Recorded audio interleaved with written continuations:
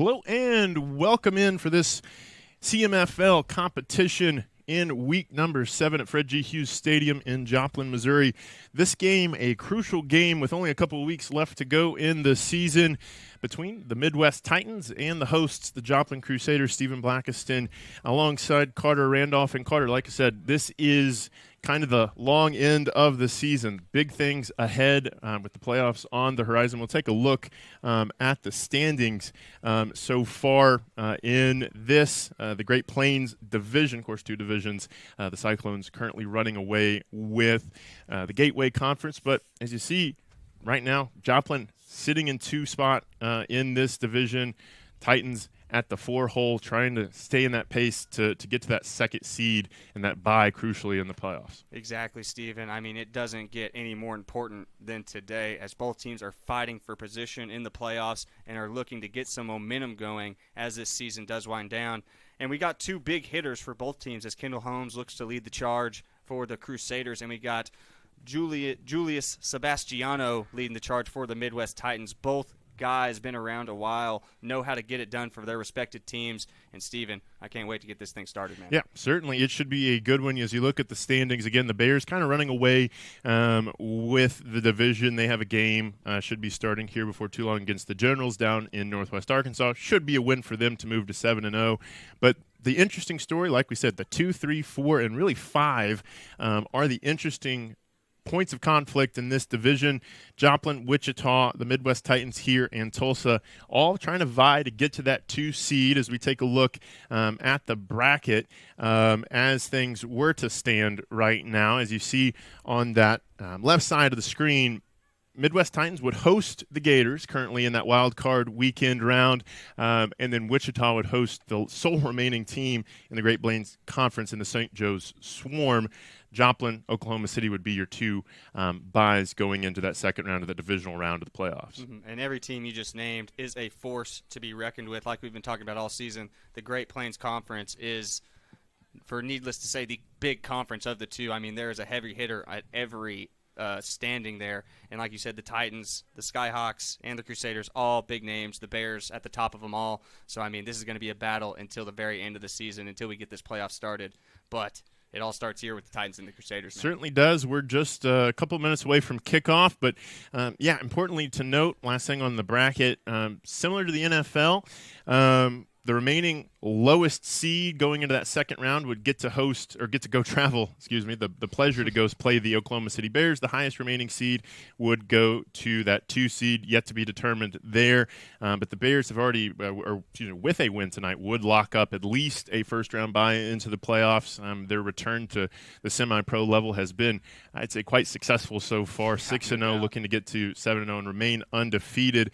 But as we take a look at, the field here today at Hughes Stadium, Carter, it is, as we've talked about ad nauseum before we got on air, quite hot today. Yeah, and like we see, the Crusaders have the black jerseys on, so it is going to be tough, and it is going to be tough quick because it is about 93 degrees here. No wind. I mean, it is brutal, but I will say when that sun drops, it will get a little better out here, but we got to get there first. Yeah, certainly do. The sun going to set probably in about a couple hours here at Hughes Stadium in Joplin. But, yeah, that's the other thing, too, is we get ready for the national anthem. Turf a little bit hotter as well than a normal natural grass field. Yeah, no doubt. I mean, it is tough, and it is going to be hot, and you got to have a lot of water, and hopefully these boys have been preparing for today because, I mean, just drinking water today probably won't do you any good when it comes to cramps and things like that. Yes, I was going to say certainly, that's the old adage is hydration starts days in advance, that preparation. No doubt. We'll take a quick commercial break and get you to kick off here in a moment. You're watching the Southern Sports Network's coverage of Semipro Saturday night.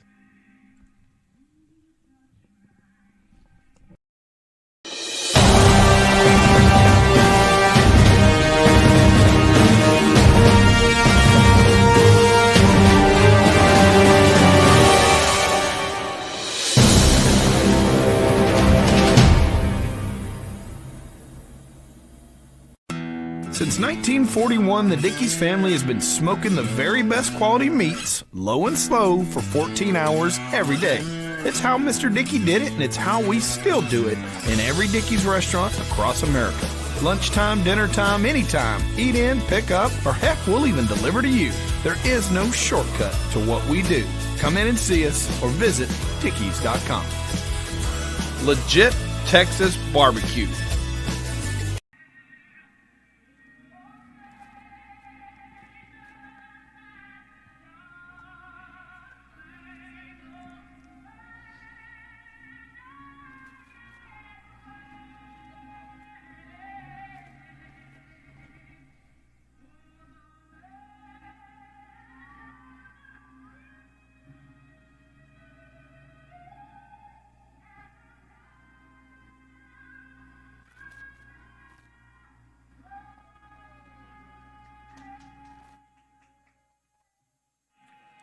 Well, as we get the national anthem out of the way, that's one of the things I know last time we were here, Carter. They don't have a flag at stadium, so everybody's saluting a empty flag pole, but the spirit still remains the same. That's what it's all about, baby. But importantly, to mention the Midwest Titans, the visitors today, going to be on that far sideline in white with orange numerals. Like we've already mentioned, Carter, Joplin going to be in the black jerseys, silver pants, and I guess you'd call that chrome numbers. Mm-hmm. Well, definitely a fashionable choice, maybe not a comfortable choice for the hosts today. Yeah, I can't imagine it is. I mean, they have their new red jerseys, so I figured they'd be showing those out. But no, they went with the all black, and even the helmets are black, so I'm sure they're going to be feeling that heat early. But if we know one thing about the Crusaders is they play physical, and they play right now. So I'm expecting them to get off and get started early. Yeah, and going back to something you mentioned in the open, Kendall Holmes going to be the quarterback again for Joplin. Wait to see when Jacob Parker will return. If he's back for the playoffs, that I think changes a lot for the Crusaders' chances, just because of his level of experience. Not to say Kendall's not a good player, but there is something to be said for playing at a Power 5 school in Iowa State and in the Big 12. But will be interesting to see when he returns to action, but it's going to be Kendall Holmes' team until that point. Mm-hmm. Saw him getting loose in warm-ups. What do you expect out of him, or what does the Crusaders need out of him today to find a way to victory? Well, if I know one thing about Kendall Holmes, it's just he's fast as lightning. And if he sees any sort of daylight in the O-line or outside the tackles, he's going to take it. So this Midwest Titan team better be ready to run, at least their Midwest Titan defense, because Kendall Holmes is going to look to take advantage of every opportunity to use his legs. And then when you get used to him running so much, he just likes throwing over the top. So Kendall Holmes is a great player, but like you said, back to Jacob Parker, if he does end up coming back for the playoffs, that will just open this Crusader offense up immensely. And it'll be real hard to stop because the run game will be solid and the pass game will be just as good almost. Yeah, and that's a thing. This is a Joplin team, defending champions of the CMFL. Have looked maybe a little shaky at times, and maybe not as much confidence in this team as there was a year ago. I think a Park-led offense maybe can get some people to buy back into that. Be curious to see, just watching warm-ups for the Titans, though. Julius Sebastiano had quite the arm on it, was throwing balls in the air from the 45 to the goal line during warm-ups, tight spirals from him. It'll be interesting to see what that Titans offense can do against a Crusaders defense that's been pretty stingy so far this season. Mm-hmm. And early on, we saw a little bit of a shakiness to this Joplin Crusader team.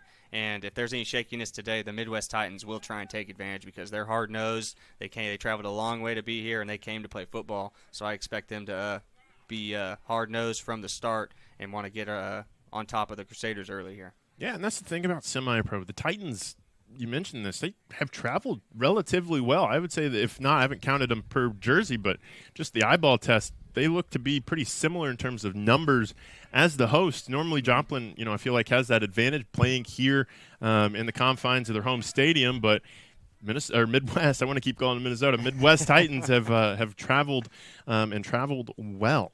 Yeah, no doubt. And when you come down to Joplin, I mean, the Crusaders have been around for 20-plus years. They're a very experienced organization, so it's never an easy task to come play the Men in Black. But if I think I think the Titans are a team that can come down here and make a statement, especially with the playoffs looming so close. No, I certainly agree, and want to give, while we have a moment before we get underway, head coach Robert Webb, if he's the guy who put this together, but the roster for the Midwest Titans, one of the best ones. We get a lot of interesting rosters in semi-pro, but the Titans, they go numerical order, which perfect. You'd be surprised how many times that gets messed up. Heights, weights, positions, and then you get their previous college experience and high school experience. So I can tell you, Julius Sebastiano, former quarterback at Avila University, went to Winnetonka High School here in Missouri. Okay, yeah. Number 15 is what his number is, and Robert Webb just wanted to say A+ on the depth chart. Yeah. Couldn't have asked for anything better. And we are about to get underway here, Stephen, as the Crusaders look like they're going to be receiving here to start us off in Joplin. Yeah, Joplin will receive the opening kickoff. Titans yet to take the field.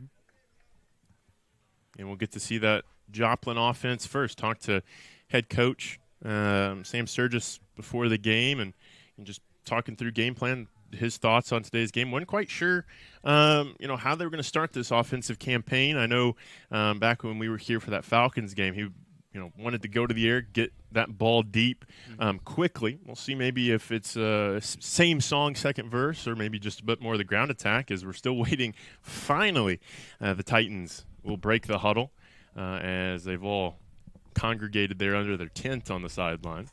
And, yeah, I can totally agree with that style of offense they've had before, as you definitely want to get Kendall into a little bit of a groove offensively, especially with his throwing.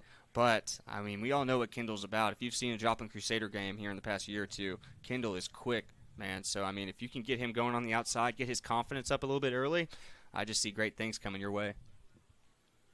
It looks like everybody almost is lined up for the Midwest Titans. A couple of stragglers, including the kicker, which I feel like may be the most important part for this Carter. I wouldn't be surprised here, Stephen, if we saw a little bit of trickery here to start things off, just to let the Crusaders know we came here to win. We came here to jump on your throats early. And that's the thing, I think, with the Titans, we saw that as well with the Falcons earlier this season here in Joplin, that there's a little bit of a target on your back when you're the reigning champion. Mm-hmm. It's a big feather in your cap if you can come here and knock this team off at any juncture of the season. But I think should be ready to go. And let's have a score to report for you. Earlier in the day, the Bears, like we mentioned in the open, they have moved on to be undefeated. 7-0, 45-12 over the Warcats of Arkansas. That one down there in Greenland, right outside of Fayetteville. So Bears have improved to 7-0. I believe have locked up then a first-round bye. Just we'll kind of wait to clinch a division championship here in the coming weeks. And that is a hard-nosed win right there. I saw the Warcats play a couple weeks ago, and they are big and fast, so that is a good job by the Oklahoma City Bears. As we are underway, it's a little squibber right down the middle of the field. Yeah, not a very deep kick. It is handled by Joplin. Looks like on the return is going to be Trevor Sourjohn. And the first possession for the Crusaders going to start at their own 35. Good field position, as like you mentioned, maybe something trickeration from the Titans, but nothing there in terms of fooling anybody. Mm-hmm. Yeah, I think we're going to see a little bit more of that. As don't want to give those returners any sort of daylight or any opportunity here. Dig yourself a hole early. The last time we were here, it was the Falcons who actually took one to the house on a kickoff return. So, yeah, definitely no stranger to that here at Hughes Stadium. The huddle broken for the first time for the Crusaders. I know we talked about Kendall Holmes here before, but another player to watch here for the Crusaders is number 29, Elliot Hawkins. He is a huge body and a big physical presence here for the Crusaders offense. On first down, out across the 40 to the 45 and a little bit more is Charles West, the 6-foot running back. It'll be enough to move the sticks on the first play of the game, and we talked about that. It looks like Joplin going to start the game on the ground and maybe establish some physicality early in this one. And I like the first play call, just try and see if the Titans defense can move side to side. And right there, they were a little slow getting off, but only able to scavenge for 5 was the Crusaders offense. So good start on both ends. Troubling stat, I would say, that we played one play and we've already had one official timeout. I know. I was like, who is already calling a timeout? Looks like they just need to figure something out here. But I see the culprit. We don't have a chain crew. Oh, yep. Been there before. First time I ever came to this game, one of the chain crew guys only had one leg. So let me tell you about that. It was a little bit slow moving around. But I don't think we'll have that problem here today. Yeah, it looks like we have a couple of willing volunteers. A couple of nice 10-year-old kids going to help us out, I think. Yeah. As we wait to get the chain gang set up, another couple of scores at the half. The Falcons up 6-3 on the Missouri Cyclones. That would be quite the upset in the Gateway Conference. The Cyclones had kind of been running away with that division. We know what the Falcons can do. I really thought when they came to Joplin back earlier in the season, I really thought that they could be a team to knock off Joplin in that second half if a couple things go their way. The ball bounces a different way, but that's an interesting score to report at the half. We'll see if the Cyclones can kind of wake up in quarters 3 and 4. Yeah, the Falcons definitely a team you can't take a week off for because they are ready to play, and they are good and balanced and got a good sense of camaraderie on that team. You know, a long ways coming from St. Louis to come play down here in Missouri, Oklahoma sometimes. So it takes a kind of brotherhood to get that thing going. Well, after the delay for the chain gang, 1st and 10 again for the Crusaders. This one a little bit more manageable run for Elliott Hawkins. He'll get right to the top of that lion head here at Hughes Stadium and pick up about 4. I'll make it a 2nd and 6 or so as they move the numbers back off the sideline. I noticed that as well in pregame. The sideline numbers right against the sideline, not back behind the coach's box. I got a feeling all of those are going to be pushed back by the end of the game. It looks like they are right in the way. Yeah, at one point or another as we approach 13 minutes in this first quarter. Another quick play out to the flat, to the far side. Again. Yep, hit out and stride and into Titans territory with ease that time by Charles West. A little swing out. As maybe Kendall Holmes' strength as a passer. Those quick hitters make him one step, bang, and throw. Able to pick up big and into Titans territory for the first time. That's probably the best thing you could ask for if you're Kendall Holmes. Just a nice, easy throw with a big surplus at the end. A nice 15-yard gain there from Charles West, moving them closer into enemy territory. Still trying to figure out the sticks, it looks like, over there, as maybe their first time doing it. But they're all set up, and we will resume play. Crusaders knocking on the door of the red zone. Another RPO. Holmes going to look to the air. Lofts one end zone. That one too tall for Tejon Curry. It falls incomplete. Brings up 2nd and 10.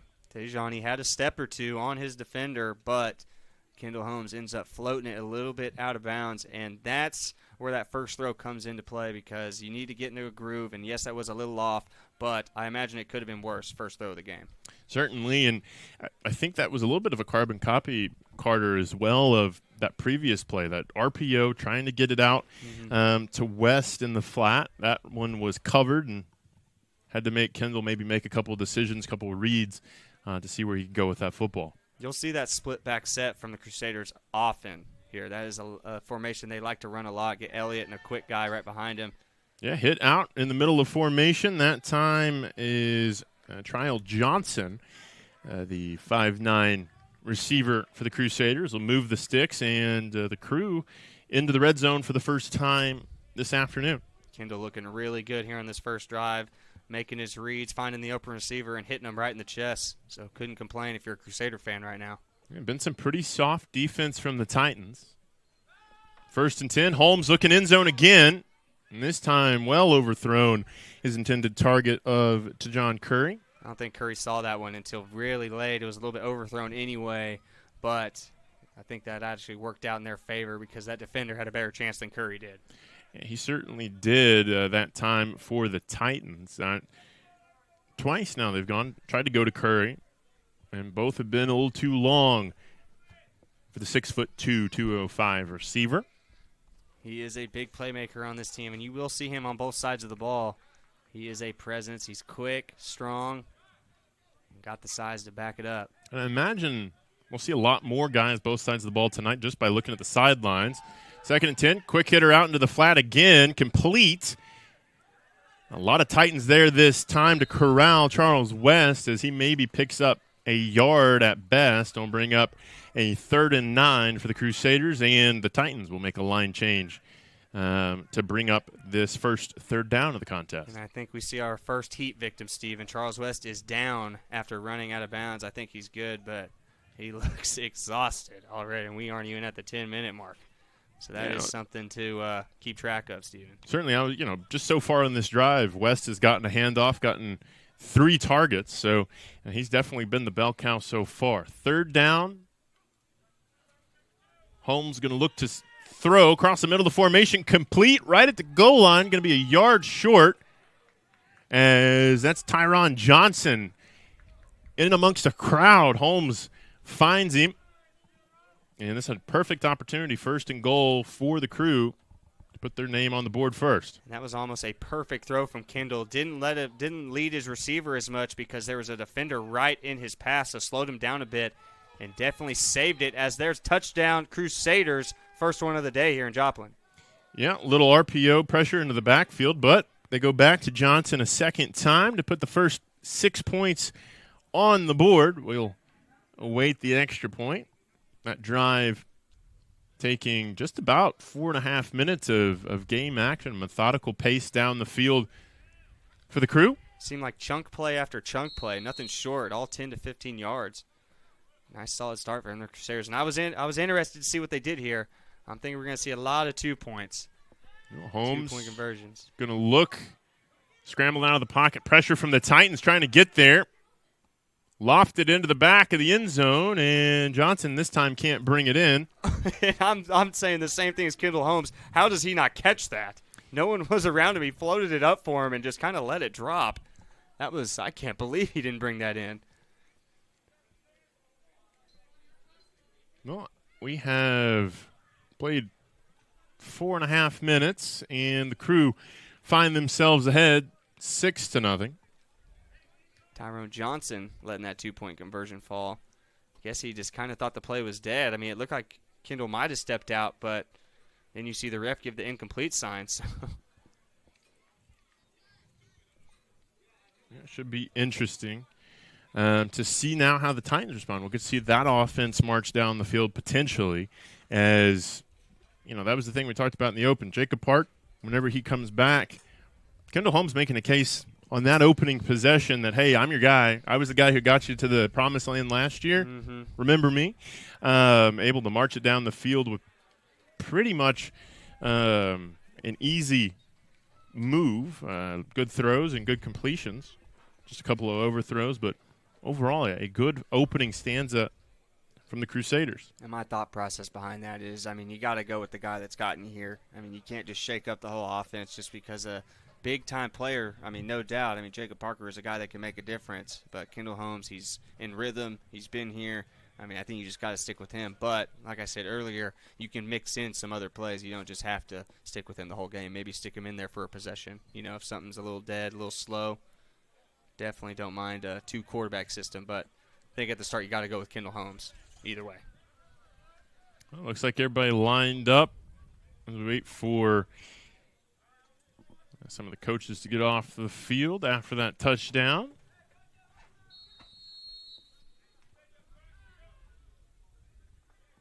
Trevor Sourjohn, the kicker for the Crusaders.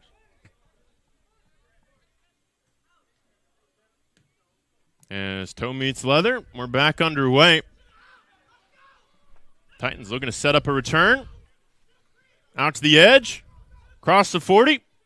Across the 45, fighting for midfield, as I believe that's Jay Robinson, as the Crusaders give up another big kickoff return, and the Titans have excellent field position to get this first drive of the night going. Jay Robinson with a big start to this Titans offensive possession, getting them down to the 50. You couldn't ask for anything better if you're Julius Sebastiano. 50 yards to go with a big set of guys next to him. I'm ready to see what this offense can do for the Titans. Yeah, we'll see what this Titans offense has in store. Last week fell to the Skyhawks 28-12 on the road, so can put some points up. Maybe not necessarily a prolific offense potentially, but They'll start in the pistol. Sebastiano there with the orange socks. Surveys the defense. And they'll go to the air on the first play on the offensive side. Mitchell, his intended target, and he'll get close to the first down, be about 2 yards short. As, he'll hit his intended target, Jamal Mitchell. I got a feeling we're going to see a lot of that today, Steven, after seeing Mitchell catch the ball. Had a nice stiff arm off that first tackler and then was able to make a couple moves, get a couple extra yards. So I got a feeling they're going to try and abuse that here today because I don't think a lot of people can cover Jamal Mitchell. And this is interesting as well. I didn't see this out of Joplin their first possession, but a huddle or at least after these first 2 plays for the Titans. That's a great way, if you think that you're going to be trying to challenge for an upset in this game, slow the game down, take time away. As on 2nd and short, a little counterplay will be close again to the line or to the first down mark, but nothing there for Robinson. I think he maybe got a yard, so it should bring up a 3rd and inches. Good job by number 25, Joe Gritz, able to make that first contact on the cutback. And he is a linebacker, a little bit undersized, but, man, just seems to make every play that comes in his way. So definitely look out for number 25 for that Crusaders defense. Well, the Titans break the huddle for their first 3rd down of the day. Working 3 backs in the backfield. Just an inside handoff, now for the first down and a little more as the drive will continue. I believe that is Jeremy Brown, the running back that time. Hard to tell. They have the jersey up above the kidney pads, so the 2 maybe looks like a 3, the 3 maybe looks like a 2. Yeah, Jeremy Brown, 5'11", 200 pounds, good size running back. So 3rd and 2nd, 3rd and 2, why not go for a little short, quick run and see if he can power his way through. And that moves him to the 42. I'm kind of expecting Sebastiano to kind of let his legs run a little bit, see if he can make anything happen. A fresh set of downs. 8 minutes to go in the quarter. Sebastiano going to look to the sky. Sets his feet, throws, and that one too tall for Mac Mari. I think he got away with that one. There was 2 black jerseys there that I think could have easily gotten a hand on that. So Sebastiano kind of needs to make his reads a little bit quicker and know that sometimes he just has to break the pocket and try and get away, scavenge. We'll bring up 2nd and 10. At the second pass of the game for the Titans. First incompletion.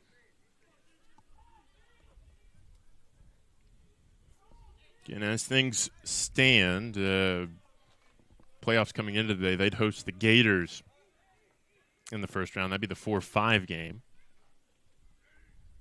Sebastiano, blitz might be coming from the Crusaders. They got a lot of guys at the line of scrimmage. Expect them to get rid of it quick if they do. Blitz does come. Quick handoff, and the Crusaders are right there to hog-tie Jeremy Brown. He pretty much ran right into the blitz that time, and this is a long 3rd down to start the game for the Titans. Yeah, and that's when I think you kind of want your quarterback can take control and maybe get out of that play, because I don't think that one had a chance from the beginning because, I mean, like you said, there was about 4 different linebackers for the Crusaders coming down trying to get on the quarterback quick. So I think he needed to do some sort of quick pass, audible out of that. But we'll see how they adjust to it.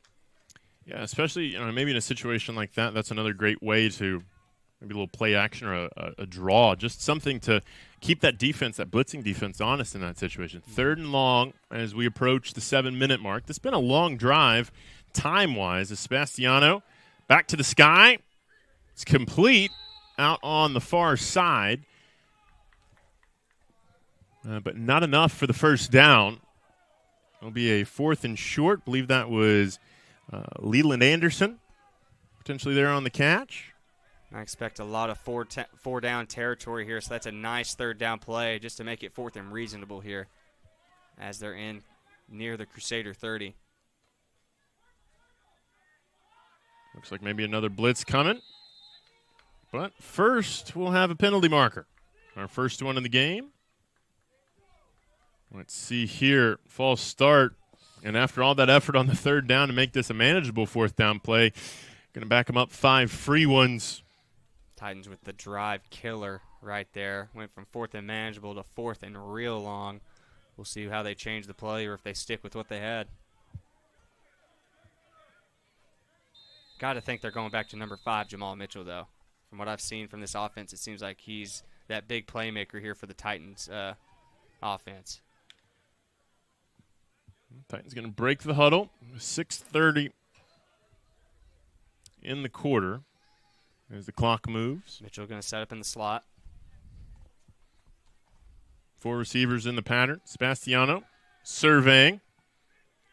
Going to take a shot down the field. Has a guy. Intercepted in the end zone. I believe that was Brendan Nelson who came down with the turnover.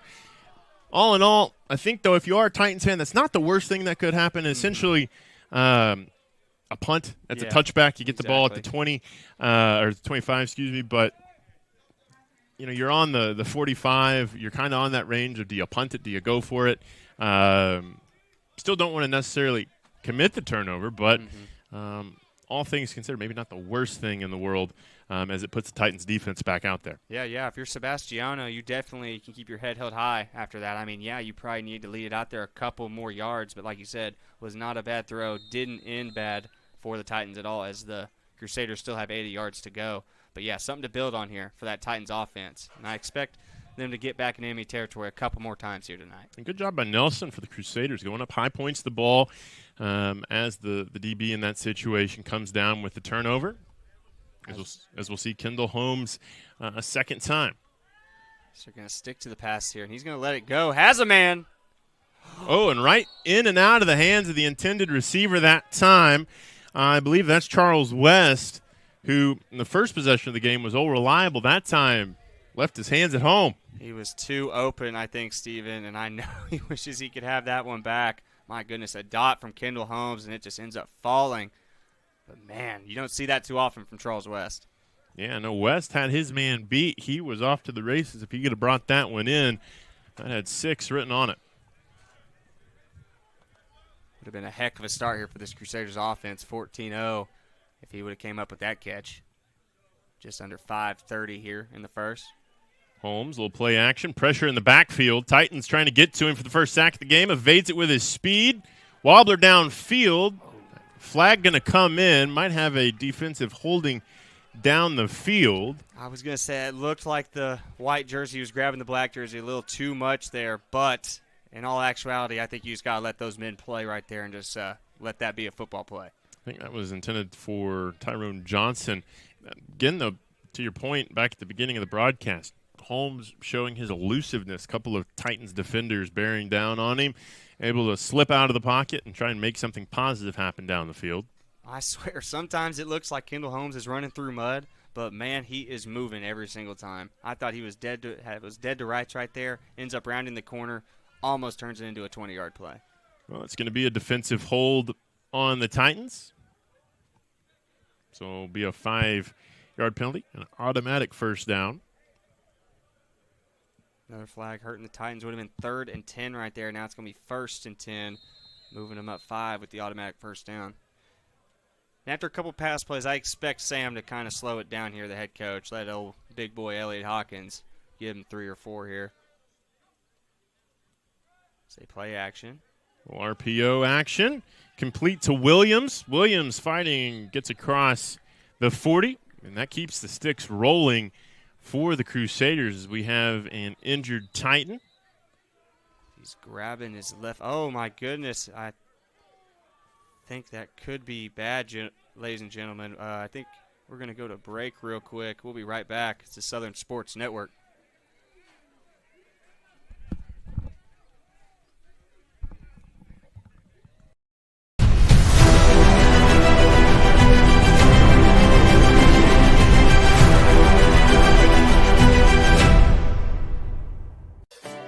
With the taste of friends, family, and backyard barbecues. Bentonville Brewing Company. Family owned, family operated, family friendly. Pick up a 6-pack of your favorite IPA, porter, sours, or any one of the delicious flavors Bentonville Brewing has to offer. or enjoy a cold one on tap at your favorite restaurant. Bentonville Brewing Company. Quality. Consistency. Assume your natural state. Bentonville Brewing Company, Bentonville, Arkansas. Well, welcome back as they continue tending to the injured Midwest Titan. We'll take another commercial break. Be back in a moment.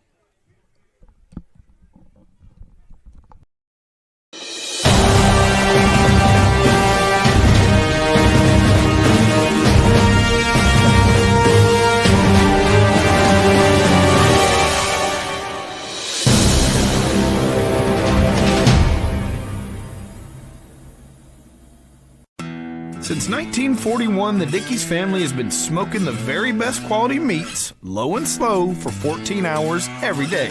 It's how Mr. Dickey did it, and it's how we still do it in every Dickey's restaurant across America. Lunchtime, dinner time, anytime. Eat in, pick up, or heck, we'll even deliver to you. There is no shortcut to what we do. Come in and see us or visit Dickeys.com. Legit Texas barbecue. We are a community of athletes that celebrate success and development while having fun and being safe. We do a pretty rigorous testing to all of our athletes to track progress as we go. Our athletes are 10% faster, 179% stronger. They jump 4 inches higher on average. They're 8% more agile and 9% quicker. You can come in, get extremely high quality training, accelerate your athletic abilities. Head on over to prodaysports.com. Come try, see if you enjoy it. For $1, it's worth it. A tradition of education. Welcome back as we get set to resume game action. The injured Titan to report, Leland Anderson out of Blue Springs South High School up in the Kansas City area. As he was assisted off the field, I believe his day should be done. He's couldn't put any pressure on one of his legs, so hate to see that, especially this early in a game and especially this late into the season with the playoffs right around the corner. Yeah, definitely a big loss for the Midwest Titans, but I'm sure Anderson wants his boys to go out there and keep playing hard. But, yeah, going to be tough to fill his shoes because Leland Anderson is a playmaker for this Titans defense, no doubt. It'll be interesting to see how the Titans respond. I think it's one of these plays where it can kind of go either way. It sort of lets all the air out of the balloon, or you can rally around an injured comrade, but the show must go on. Kendall Holmes back at quarterback. Holmes looking to the air, going to take the top off the defense again. This time it's complete and into the end zone this time for a Crusaders touchdown to John Curry, making it look easy from A to B that time. Puts another 6 points on the board. Steven, it wasn't the first. I'm sure it won't be the last. That Holmes-Curry connection is there. And for some reason, Kendall Holmes has just wanted to air it out today, and he has thrown some dots. What a throw from number 1 right there. Yeah, he has come to play. And interestingly, Leland Anderson plays safety for the Titans defense. You think in a situation like that, some safety help probably comes over the top. Mm-hmm. That's the sort of thing in semi-pro, when you lose a player like that, you lose maybe a big valley in talent between those two positions. So we'll need to continue to keep an eye on that as this game progresses. But another 2-point try opportunity as the Crusaders look to extend this lead by 2 scores. Yep, Crusaders firing on all cylinders right now as we're just under 4 minutes left. I believe they got Hawkins in at quarterback. Excuse me, they have Charles West running the offense for this play. A little wildcat. He's going to call his own number. He's tried to follow the big boy, but too many white jerseys. Going to be another failed 2-point conversion. So it is 12-0. Crusaders on top. Yeah, before we go to break, let's take another quick look at this touchdown play as it just was dropped in the bucket. Holmes showing off the arm strength early in this game. Yeah, it's a quick 3-step drop. And just rears back and lays it out there. And luckily, Curry's almost just as fast as Kendall, and he runs right underneath that thing. And that's a nice 60-yard, 70-yard touchdown. It should be interesting to see how the Titans respond. They had some promise on that first offensive possession. They picked up a first down, got close to potentially picking up a second to keep that drive alive. We'll take a quick commercial break. Our score 12-0 Joplin, extending the lead in the first quarter.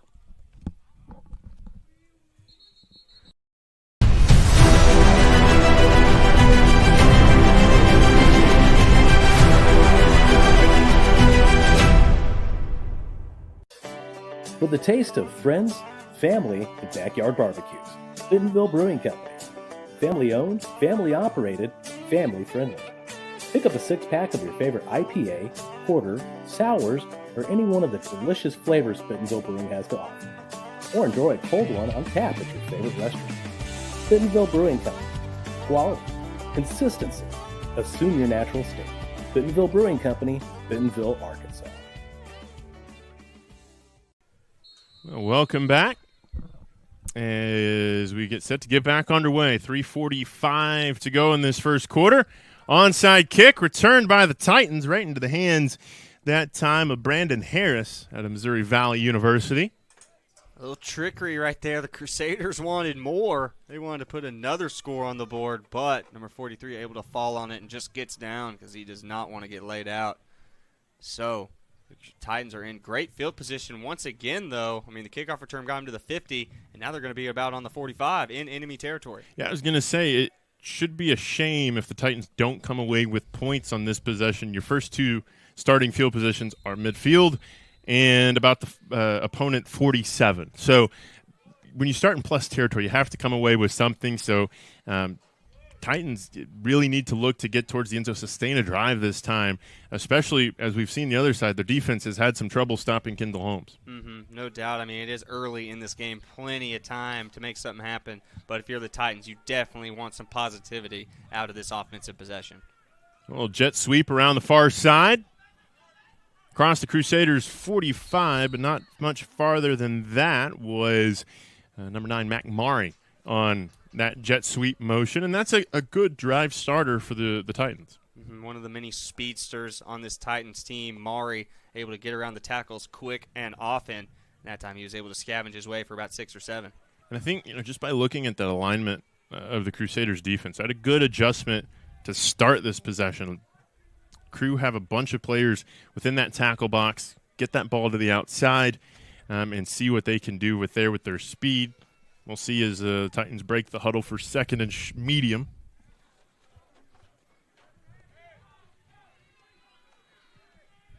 Titans loving this deuce formation on offense.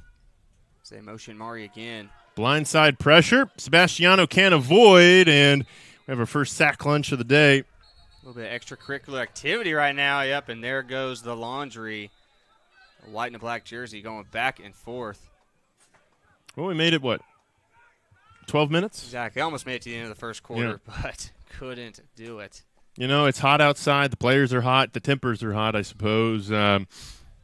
So we'll see if there's any ejections to follow this or just going to be some offsetting penalties, and we'll replay the down. And it did warrant a flag, but I kind of like that sort of attitude. Two guys, two big boys just driving at each other, trying to get a little bit of the edge on the competition, for lack of a better term. But it did warrant a flag, like I said, but I kind of like that sort of competitiveness, no doubt, Steven. A personal foul on both sides, so those will offset.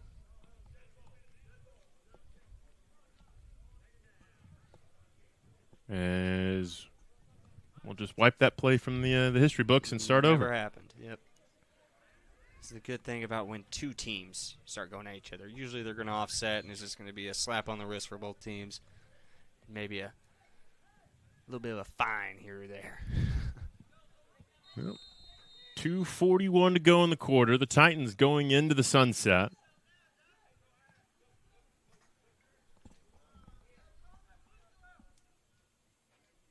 Sebastiano will send a man in motion. This time going to go to the ground with the tailback and going to be met right at the line of scrimmage, and that's about as far as the Titans will get this time. Yeah, I've been very impressed by this Crusader D-line, as almost every run play that they've tried to run between the tackles has been shut down almost immediately. After the first play was a good run, 2 back-to-back run stuffers. I mean, cannot complain for his Crusaders defense right now. one more to go. And like I said earlier in the broadcast, I'm assuming it's going to be four down territory for both teams. So maybe look for a run here from the Titans just to make it third and real short. Yeah, the kicking game, not much priority at this level. Almost non-existent. The Titans will take a timeout. We'll take the timeout with them. Your score here at Fred G. Hughes Stadium in Joplin, 12-0. The defending champions lead the Titans.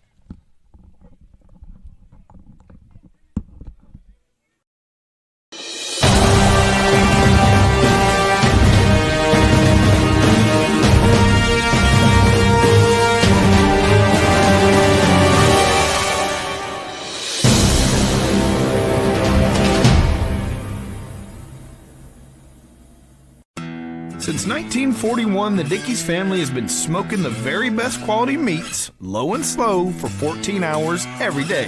It's how Mr. Dickey did it, and it's how we still do it in every Dickey's restaurant across America. Lunchtime, dinner time, anytime. Eat in, pick up, or heck, we'll even deliver to you. There is no shortcut to what we do. Come in and see us or visit Dickeys.com. Legit Texas barbecue. Welcome back to Joplin. Out of the timeout, you see there a score 12-0. The Crusaders have hit the Titans in the mouth a couple of times early in this quarter. This is the second possession for the Midwest Titans. As we get out of the timeout, three receivers near side. Sebastiano going to look that way, avoids the pressure out of the pocket, keeps his eyes downfield, uncorks one.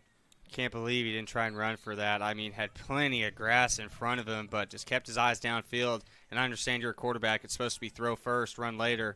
But, man, he had some green grass in front of him right there, Steven. Yeah, intended for McMurray, but on that play, double coverage on Murray. So it'll be another fourth down for the Titans as they try and string something together at this point. Fourth and doable, though. Only 4th and 5. I mean, I think the Titans can come up with something here. Maybe scavenge for another first down, save this drive. The offense has had some potential at times, gotten in the way of themselves, the others. As we'll go back to the pistol formation that they started the game in. Don't see Jamal Mitchell out there. Might be cramping up or just focusing on defense. Sebastiano, pressure in the backfield, evades it to begin with. Is able to keep his eyes downfield, complete to a wide open target as the drive will stay alive for the Titans. That play was nearly dead to rights, and Sebastiano had a couple of hands on him in black, but able to spin out of the pressure, keeps his eyes down the field. Great job by Sebastiano, and great job by the receiver to find the open space. But, man, I thought he was going to score, but then Quinnell Johnson comes in and lays the wood on him as he catches the ball. So a touchdown saver from number 5 on the Crusaders' defense. Yeah, but I think if you're the Titans and head coach Robert Webb, I think you're happy just to keep the offense on the field at this point. You have an opportunity with a minute 55 to go in this quarter to get some points.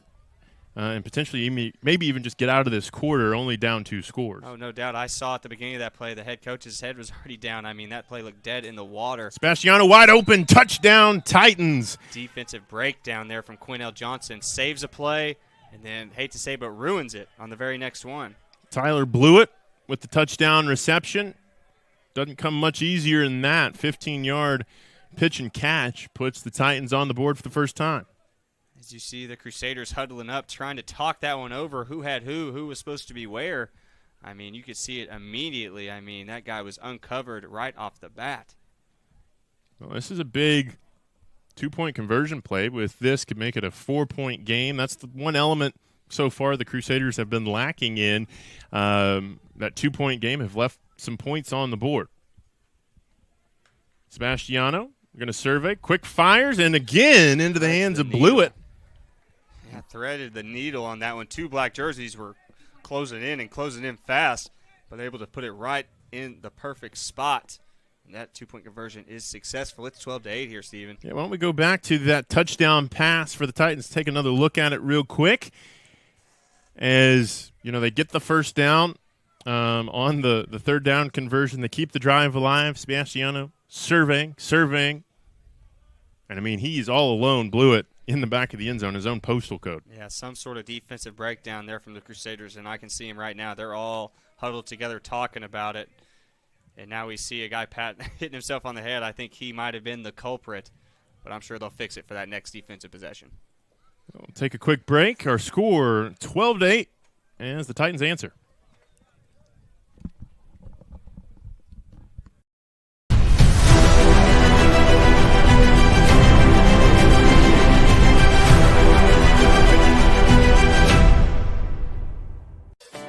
With the taste of friends, family, and backyard barbecues, Bentonville Brewing Company. Family owned, family operated, family friendly. Pick up a 6-pack of your favorite IPA, porter, sours, or any one of the delicious flavors Bentonville Brewing has to offer. Or enjoy a cold one on tap at your favorite restaurant. Bentonville Brewing Company. Quality, consistency. Assume your natural state. Bentonville Brewing Company, Bentonville, Arkansas. Welcome back to Missouri Southern State University's campus. Hosts of the defending CMFL champion Joplin Crusaders. Been around 20-plus years. One of the oldest teams, I would hazard to guess, Carter, in semi-professional football. As they give up their first score of the day, and the Titans have an opportunity to maybe return the favor of an onside kick. Titans looking to not go down without a fight, and a nice offensive possession there. It was looking a little troubled there. It was 3rd and 10, 3rd and long, but they were able to scavenge that 3rd down to make it a first and scored on the very next play as Tajon Curry still on his feet. Yeah, Curry's still fighting for extra yards. I almost was going to make the comment that Curry probably should just let that ball go out of bounds and get the illegal procedure, but basically it ends up where that penalty marker would have put him anyway, and the added bonus of running some time off the clock. So about 96 seconds left to go in this first quarter that has been fairly balanced. I would say, scoreboard would favor what the Crusaders are doing and have scored quickly as well. The Titans have been maybe more that methodical offense, Carter. Yeah, Kendall Holmes, you got a lot of options when he's your QB, and we've seen it here today. I think everyone here thought he was just going to have 100 yards by the end of this first quarter, but instead he has almost 150 throwing yards because he has been throwing dot after dot. So got to give it up to Kendall Holmes. He is improving his game every week. Yeah, he's been slinging it all over the field. This will be the 3rd possession for the Crew. High snap over the head of Holmes. Pressure into the backfield. Titans trying to make something happen. Holmes just wisely throws that away. Intended, or in the area, I guess, would be Charles West. Is that nearly a disaster as the Crusaders can take a deep breath on that one. Yeah, scary snap right there. I'm sure Holmes didn't even expect to have that guy right in his face after it. But he could have turned it into positivity, but a little bit of an overthrow there. Like you said, just happy to not lose any yards. Well, 2nd and 10 after the incompletion is I think they finally have now been able to get some transport for Leland Anderson to get him off the field as he's been camped out with that injury. Yeah, pray for a speedy recovery there from Mr. Anderson. Hopefully it's nothing too serious. Can't wait to see that man back out on the field. On 2nd down, we have a loose ball on the field. Titans, I believe, are going to fall on it. I believe that was Derek Lewis, big 55 in your program, able to get it back. And that's what we were talking about with this Titan team. They've kind of hung in this game. And, again, they're going to have great field position to start another offensive possession.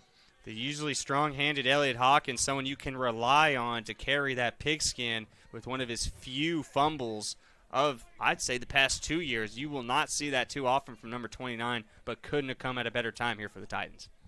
Yeah, again, great field position. This is the best of the game. 3 possessions they've started, 50 yards or better, going in for the Midwest Titans. Sebastiano, after getting into a groove last drive, I bet he's happy to be back out here so quick. Let's see if he can take advantage and maybe take the lead here at Fred G. Hughes Stadium. Well, he's going to look to the air, across the middle of the pattern, complete in some space. That's going to be D. Downton trying to make a few things happen. Ball pops out, I believe, after the whistle. Oh, the Crusaders are going to be real mad about that one, Steven. I mean, they had him wrapped up, and then right as that whistle came, the ball came loose. But, I mean, like we all heard, the whistle happened, so that means dead. The ball is dead, and it looks like it's going to be second and about 3.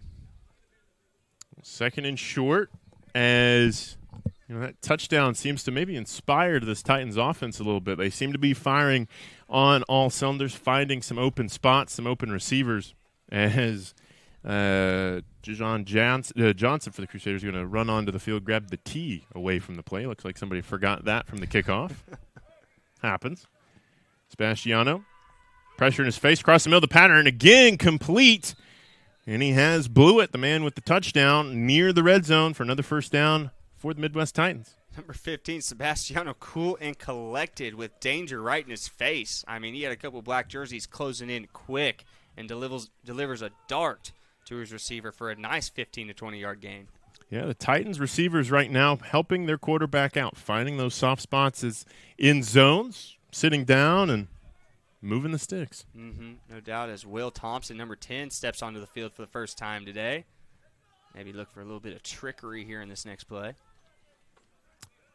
11 seconds to go in the quarter. This should be probably the last play. Pitch out to the outside.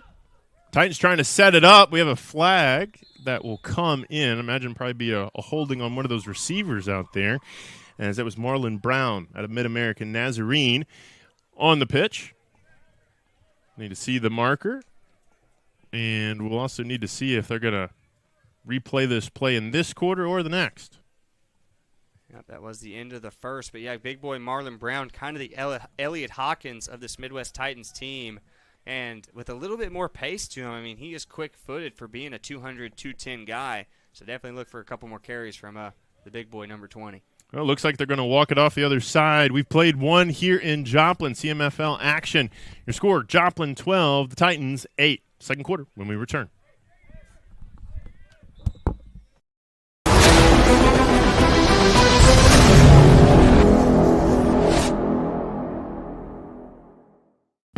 Semipro Saturdays brought to you in part by 950 Ways Graphics. Professional graphics for players, coaches, and teams. Trust the pros at 950 Ways Graphics and look them up on Facebook at 950 Ways Graphics.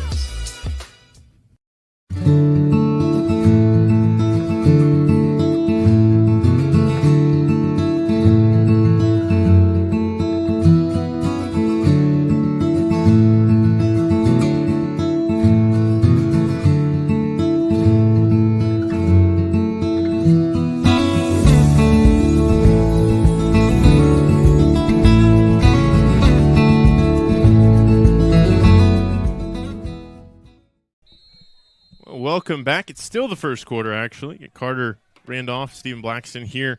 After the holding penalty, it's going to be first and a country mile for the Titans. Had an untimed down. Sebastiano looking end zone, has a target. Oh, and off the fingertips that time for Mari, right almost into the breadbasket, Carter. Yeah, Quinnell Johnson came in like a hawk looking to intercept that one, but jumped a little too early, I think, and ends up falling into the Titans receiver's hands, but he can't come up with it. A huge miss right there from this Titans offense. Well, after the untimed down, all that effort, Mari now gets to run basically 100 yards the other direction. Exactly. As we flip into the field, we'll keep it here on the Southern Sports Network. As we get set for second quarter action. Again, only 2 weeks after this game concludes tonight for teams, the remaining teams in the CMFL, as we've reached near the end, and teams are now starting to kind of hit that point where they're dropping like flies. The Diamondbacks, the most recent casualty of the season. That does allow, though, of course, for everybody in the Great Plains Conference to make it into the postseason. As you know, while we have a moment, Carter, we can look again at those standings for Week 6. This is Week 7, so results will be updated on Semipro Saturday on Facebook. You can find that there. Chris Dodson does a great job. The Bears can say have already moved on to 7-0. They've locked up at least a first-round bye. They're going to look to lock up the Great Plains Conference later this season. Again, they won 45-12 today. At the half, the Falcons, the score we have to report, up 6-3 on the Cyclones. That's a big one in the Gateway Conference. But again, Joplin 4-1, Midwest Titans 4-2 right now. That's the battle that we have here. A win for either side puts them in contention to have a chance at locking up that other bye. I will say a Crusaders loss today, though, Carter, would make it really hard with that remaining schedule for them to get back to that first-round bye line. If not the most important game of the year for both teams, I mean, this game matters on an immense level. Both teams need it. I mean, it could make or break their season. And with the Titans grooving right now, I got to say the pressure is on the Crusaders right here because they do not want to go down to halftime and be down in this game at their home field. So I expect the Crusaders defense to bite and claw right here to try and stop Sebastiano and the Titans offense. Sebastiano looking to throw again. Eyes downfield. Complete on the sideline. Now the argument is, was he in bounds or not? Official is walking down there, going to mark the ball. Great toe drag swag from Avery Washington that time, able to keep it in bounds and keep the drive moving. Makes this a manageable third down as we take another look at it. And I forgot my binoculars today, but I thought I saw a little bit of green in between that out-of-bounds line and his foot. So what a play there by the Titans receiver. We have another Titans player down for the count right now. Yeah, trailing the play, another Titans player injured. And, I'm looking around, Carter. It's hard to tell. You can't see the number because the player's on his back, but that very well could be Sebastiano. I don't see him in that huddle anywhere. I think you're right. I don't see a 15 anywhere. I think that might be QB1 here for the Titans. And I didn't see any hit or anything, but I was looking on the other side of the field. So we see it there, just a D lineman just trying to pressure him and get in his face a little bit, maybe with a little bit of a shove. Shoved him onto his back. Maybe, hopefully just got the breath knocked out of him. Certainly, yeah. The only other quarterback listed on the roster for the Titans is going to be number 22, Eric Hoskins, out of Missouri Western State, up in St. Joseph's, Missouri. He's warming up over there as we speak. Hopped up about 30 seconds ago. Has been throwing that pigskin about 100 miles an hour ever since. And, it's really been a game of big momentum swings for the Titans. You lose a player early in Leland Anderson with a at least game-ending injury to be determined what the rest of the season looks like. As now you have your starting quarterback in Sebastiano down for the count. Be interesting to see if the Titans can respond in this moment. While they tend to Sebastiano, when I say that, I think he might be getting to his feet, so we'll put a pin in it. Yeah, Sebastiano to his feet. That's good. Still probably going to take a couple plays off here, but, yeah, of course, losing number 4 Anderson was huge later in that first quarter, but if you lose Sebastiano, it's going to be real tough to try and take this game over if you're the Titans. Yeah, and that's the important thing. Sebastiano able to get to his feet and walk off under his own power, so definitely doesn't look like maybe anything that will cause him to miss other than a couple of plays, but inserted in his place in the meantime will be Eric Hoskins, and Eric Hoskins is going to come in a big moment, Carter. 3rd and 5 in the red zone, trying to take the lead or at least tie this game for the Titans. If I'm the Titans right here, I mean, 3rd and 5 is manageable, and you got 4th down to try and get another first. So I'm giving it to Marlon Brown, a big number, 20, 5'10", 200 pounds. I'm letting him run it all 5 yards here. We'll see what the Titans call. And I do see the big boy himself. He is right next to QB 2, Eric Hoskins. Low snap, and Nostradamus stands beside me and Carter Randolph as the Titans pick up the first down, and the ball going to stay with Midwest Titans. And it just seemed like the most obvious play call right there, Steven. I mean, you got a guy who's 200, 210 pounds. I mean, that's a force to be reckoned. That's hard to bring down for any defender. So, I mean, 5 yards to go. Why not just let him try and bulldoze his way? Yeah, that's simple physics at that point. Exactly. Acceleration times mass. And I failed that class. Well, as we near 14 minutes, the Titans trying to put 6 on the board with their backup quarterback in the game. 4 receivers set. Another simple handoff for the Titans, and why not keep running it if Marlon Brown keeps picking you up about 4 or 5 every play? He's scavenging, and, man, it's just daylight right as he touches the ball for a quick, easy 3 to 4 yards. And the Crusaders were doing well to stop that earlier on, but this drive has not been the same here for that D-line for the Crusaders. The defense for Joplin has been on the field a lot in this last portion of the first quarter, first part of the second quarter as well. I wonder if starting to see some tired legs early. It is, 90-plus degrees today here in southwest Missouri.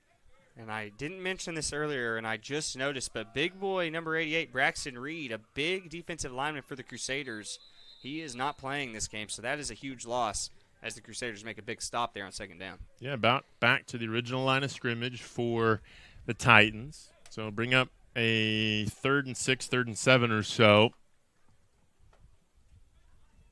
As Titans do have a kicker listed on the roster in 32, Colby Roberts. I don't know if they'll use him in this situation or not, but might not have to if they can pick up the first down. Have to get to the 1-yard line to reset the sticks. Blitz going to come. Quick throw. Tap. Oh. Tipped and nearly intercepted. Nearly a pick six, because that one would have been to the house for Joplin. And the Crusaders brought the house right there, Stephen. I mean, there was black jerseys in the backfield almost immediately, but Hoskins able to get it off, and it was almost a good throw, but the linebacker for the Crusaders almost with the sweet one-handed interception, but unable to bring it in. Yeah, we take another look at it. Near disaster for the Titans, near celebration for the Crusaders. Quick hitter, ball bobbled up in the air, and that's the one thing I think if you're a quarterback, you never want to be laid across the middle because that will happen. Yep, big TJ Austin, number 32, with the near interception. As he's having to come off for a play, he must have nicked himself, hurt himself a little bit. 4th down, intercepted in the end zone. Crusaders going to bring it out. Convoy ahead of him. Running down is Quinnell Johnson. Couple of Titans to beat. Crosses the 35 to the 30 and finally knocked out of bounds. That time by Jeremy Brown of the Midwest Titans, as disaster didn't strike on the previous play, but it definitely did that time. Quinnell Johnson, we've seen him close to a couple big interceptions here early in that first quarter, but that time, I mean, it was like he was running that route right there. Threw it right into the hands of the defender. And then Quinnell Johnson, with his game-changing speed, able to just get off to the races, and luckily that Titans receiver able to run him down, push him out at around the 25, 30-yard line, but still great territory as this Crusader offense comes back out on the field.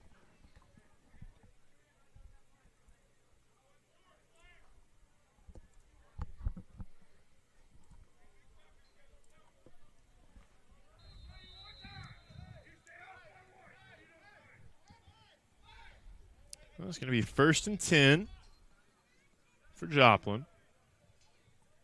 What a change of tides there, Yeah. Stephen. I mean, going from a Titan mini comeback, as they were down 12-0 and were in enemy territory, to a big interception, and now the Crusaders could go back to a 2-possession lead here. Holmes just going to hand it off on 1st down. Looking for a couple blocks downfield. That's West.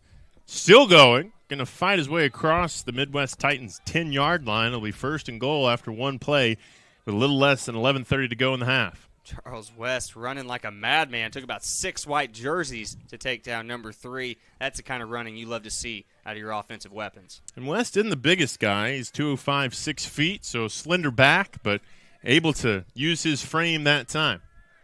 6'205". That's a pretty big size boy, nice size boy. Charles West using every ounce of his muscle to lower the shoulder and pick up every yard he can. 4 receivers in the pattern. Holmes pulls it from his running back's belly and touchdown Crusaders. Tyrone Johnson, the recipient this time from Holmes.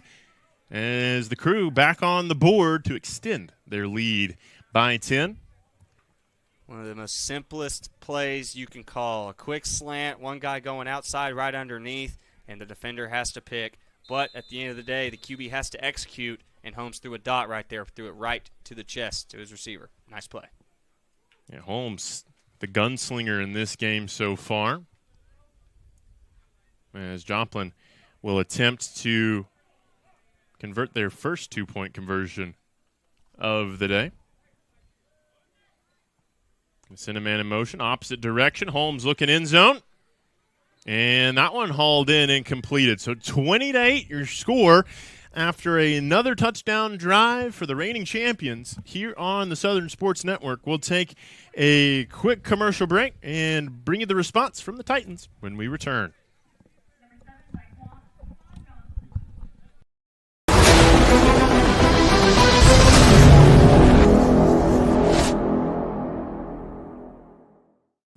Semipro Saturday is brought to you in part by 950 Ways Graphics. Professional graphics for players, coaches, and teams. Trust the pros at 950 Ways Graphics and look them up on Facebook at 950 Ways Graphics.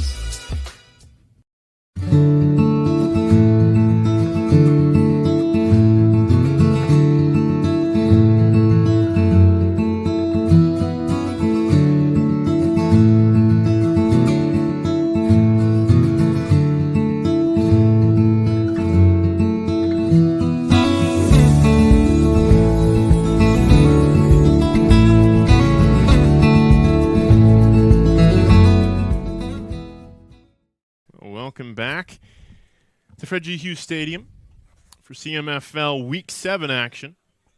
Crusaders have reestablished some dominance, I feel like, in this game. Carter, it'd be interesting to see if Sebastiano returns to this game.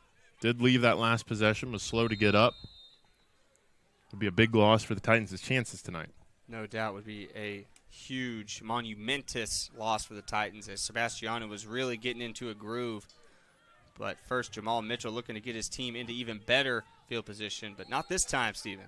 Yeah, not this time. This will be the worst starting field position of the day for the Titans. They'll start at about their own 27, which I would say on average for most teams they'd take starting on their own 27. That's +2 from the touchback, but today it's been 50, 47, and I believe 44 yards in opponent's territory to start the day for the Titans. So they're going to have a little bit longer field than used to. Also longer are the shadows, getting closer to sunset. So we'll see if once that sun goes down, if the energy levels kind of maybe rebound for both these teams as that temperature starts to cool down. Don't worry, Steven. Everyone at this stadium can't wait to get that sun to go down below the hill. Yeah, I'd say the brave ones are the ones sitting on the far sideline behind the Titans bench. They've been in the sun the entire afternoon. True fans over there. But quick update, looks like Sebastiano not coming out to this offensive drive as we still have Hoskins under center here for the Titans. Crusaders, 2 deep safeties. Titans going to throw on first down, and that one near disaster again. That one almost intercepted by Tevin Gibson, but brought in by Powell.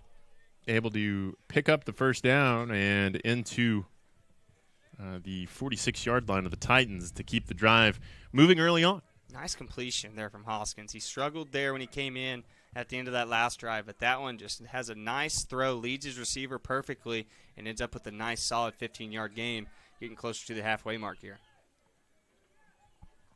Well, fresh set of downs out of the pistol. Just a simple handoff on 1st and 10 for the Titans. Trying to get to the outside edge. Nothing there. Great open field tackle that time by Daquan Johnson. Out there on an island, has to make an individual effort play and able to do so. And that's when you gain the respect to your teammates. A cornerback who's really just known for locking down the receiver, lowering his shoulder pads, and making the big-time tackle there on the edge. I'd say also you earn the respect of the other team as well. Exactly. Can't bust that out to the outside again. We know there's some hard-hitting corners on that Crusaders defense. No doubt. Definitely going to be in the back of that Titans offensive schemer's mind as he's going to know that he might not be able to run that way like he wants. And that's the thing I would say is also interesting. Carter, so far is the Titans have had success between the tackles running the football. It's just when they try and get that thing to the outside, that's the issues they've had. Yeah, and early on it seemed like it was the opposite, but yeah, this heat, I think, getting to this Crusader defense as Hoskins looking to reach out. Deep ball, underthrown, his intended target, Jamal Mitchell. There's a flag on the play. I'm not entirely sure. It's going to be a defensive pass interference, I believe. But I'm not entirely sure that's a warranted defensive pass interference, in my opinion. And that's just kind of a blessing from the football gods as Hoskins underthrew that one by about 10 yards, and the only one that noticed was Jamal Mitchell. So Jamal comes back for it. The defender doesn't even know that the ball's underthrown, ends up running right into him. But I kind of agree with you. Might have been a little touchy right there. Don't know if there was too much contact, but I think there was enough to warrant the laundry. And, of course, because this is professional modified rules, that's a 35-yard penalty on the defensive pass interference and a near immediate red zone possession for the Titans on 2 plays. They also get a free 2 points, Steven. Don't know if you knew that one. Just kidding, folks at home. No, they don't. It's semi-pro. You never know. You never know here. Huge play here from the Titans offense, though, nonetheless. It is certainly a momentum play. We'll see if the Titans can do anything with the gift. They're going to go trips near side, one on the far. 2 safeties to match for the Crusaders. First time I've seen this bunch set. They're going to go to the ground and keep it conservative on 1st and 10. Nice job by the running back, able to shimmy his way between the tackles, scavenge around 3. Didn't think that was going anywhere after he got the first touch. And I'm not entirely sure. I believe, for the viewers at home, I believe it's actually not Hoskins in at quarterback. I was looking. I believe it might be D. Downton, the receiver, running the offense. Looked like a number 18 ran to the sideline to get a play. We'll see. Yeah, it looks like Downton is going to be the quarterback. I guess Hoskins maybe has moved on from playing quarterback, maybe moved on from playing with the Titans, maybe just not here today. As back to the ground game goes the Midwest Titans. Good pro cut and hop. Near the first down that time is Jay Robinson, the former Griffin. Keeps the drive moving and makes it a manageable 3rd down. Good hard-nosed running right there. Right as he touched the ball, he was pumping his legs quick and hard and running downhill. Got to respect it. And the Titans, they're in dangerous position here. They could put some more points on the board, make this a ball game again. Yeah, it feels like we were just here in this situation with the Titans as well. As, you know, kudos also to that offensive line, opening up some holes now for this Titans rushing game. Back to the ground, trying to hit it outside. Somebody loses their hat. It looks like it's a Crusaders player, going to be Antoine Baker in there to make the stop. And, again, trying to break something to the outside. No success for the Titans. And it brings up a 4th and 4 for the visitors. Not on number 16's watch. He came down with a purpose and laid the wood. And I honestly thought that was the offensive man's helmet. But nope, Antoine Baker needed to strap up a little bit more. But, man, what a hit from number 16. A big decision again, as last time Titans were in this situation, nearly a pick 6. It flipped the field, and pretty much you could go ahead and put 6 points on the board after that play for the Crusaders. But Titans looking to learn from previous mistakes. Under 7 minutes to go in the half. All-out blitz again. Draw play, beautifully designed, and into the end zone goes Marlon Brown. No penalty markers or anything, as a nice little scamper for the Titans on the ground. Marlon Brown, arm tackles do not work on Marlon Brown. I saw 3 black jerseys try and stick an arm out on him, and he ran right through him. Nice, hard run from number 20. Well, and that's the adjustment you make also if you're the Titans. The Crusaders have been blitzing everybody at the line of scrimmage all night in these situations. They make them pay and just run through the hole that the players on the defense were standing in previously. Titans coach is doing a good job after that first possession where things were a little shaky, just didn't go right on any play. But ever since, they have been moving the ball extraordinarily, and now they have got this once again a ball game, and they're going to try and make this a 4-point game. Fade into the end zone. Too tall that time from Mitchell. But let's take another look at that touchdown run from Marlon Brown. Carter, walk us through it. And if you see Big 20 right there, you got to think he's getting the ball. And like I said earlier, just arm tackle after arm tackle. And that just doesn't work on a man like Marlon Brown who runs with a purpose. man, if you're the Crusaders defense, you got to talk it over and say, hey, we need to use our shoulder pads here this next possession. Well, the Titans answer the bell. Back to a 6-point contest. 6:30 to go in the first half. We'll take a break. Bring you the other side when we return.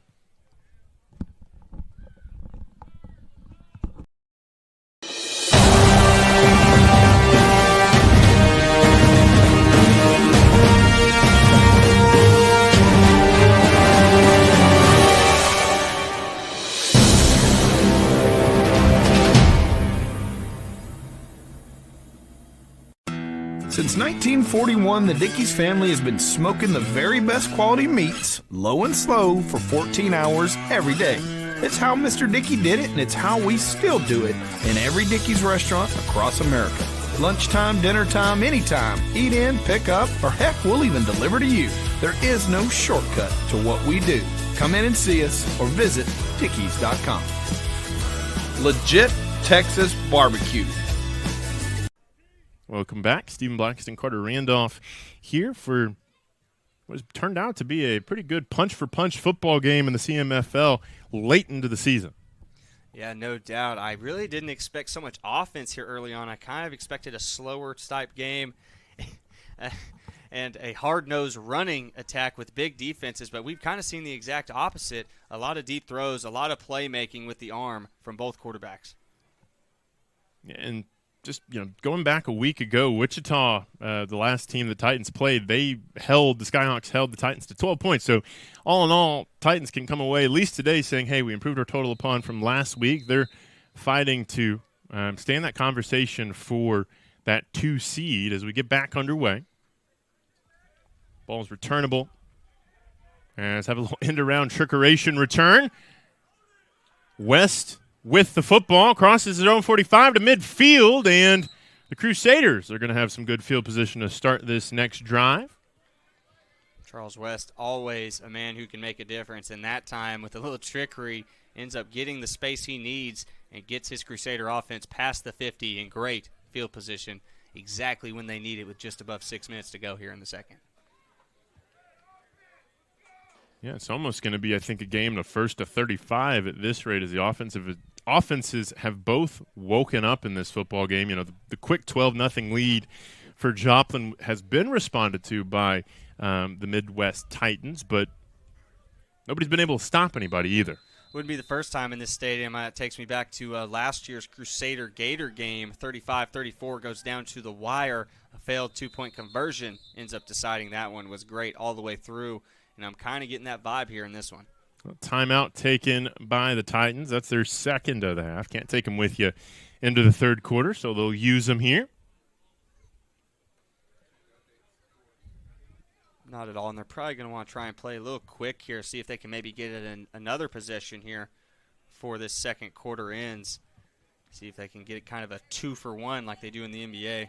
Well, want to update you while we have this break. Falcons and Cyclones, that one's tied at 12 going into the final frame in the Gateway Conference. That could be quite the upset for the Missouri Cyclones if they can't hold on here.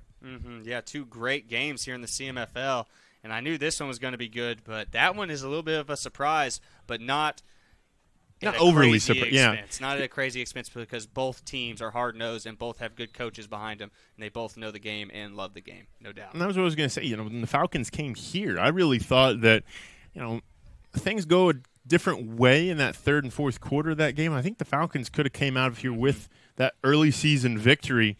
I know for them, their season's kind of gotten off the rails since. They started out, I think, 0-3 or 0-2, and it's kind of hard to get back to playoff contention or by contention once you drop, those frames early on. But, yeah, it could be a big feather in the cap for the Falcons to blow the Gateway Conference wide open coming down the stretch. Yeah, you be a team like the Cyclones at their place, it's a good day. It's almost a good season every time. Well, West going to get the handoff, trying to get to the edge. Flag going to come in late. Couple of flags come in as good gang tackling that time by the Titans. We'll see what the marker is. Jamal Mitchell do it in on both sides of the ball. He was the one with first contact there on Charles West, star receiver, and looking like star DB here for the Titans. That was a nice hit there from a guy who's supposed to be more of a pass coverage guy. It looks like going to have a hold on the crew. Going to back them up into their own side of the field with 6 minutes to go. But that tackle will not be in the stat book after the game. It's an effort play. It's a piece of laundry. Really. Can't take the effort away on that one, at least. No doubt.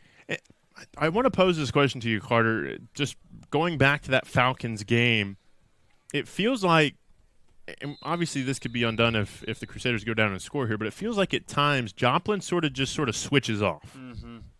Yeah, I mean, you think they're always wanting to try, they're always wanting to score, but yeah, they just go into kind of these dull moments in the games for minutes on end or maybe a quarter, which kind of ends up hurting them in the long run. But that pass might have just changed that whole ordeal because now it's going to be about 3rd and 5 here. Yeah, big-time catch by Terrill Johnson as that one's lofted in there from Kendall Holmes. 2nd and medium. And, yeah, with a couple key guys missing here like Braxton Reed and a couple of offensive guys not being able to make it, I mean, it is good. They knew it was going to be a tough game from the start, but I am impressed with Kendall Holmes and how he's kind of controlled and led this offense here in this first half. Nearing 5 minutes to go in the half.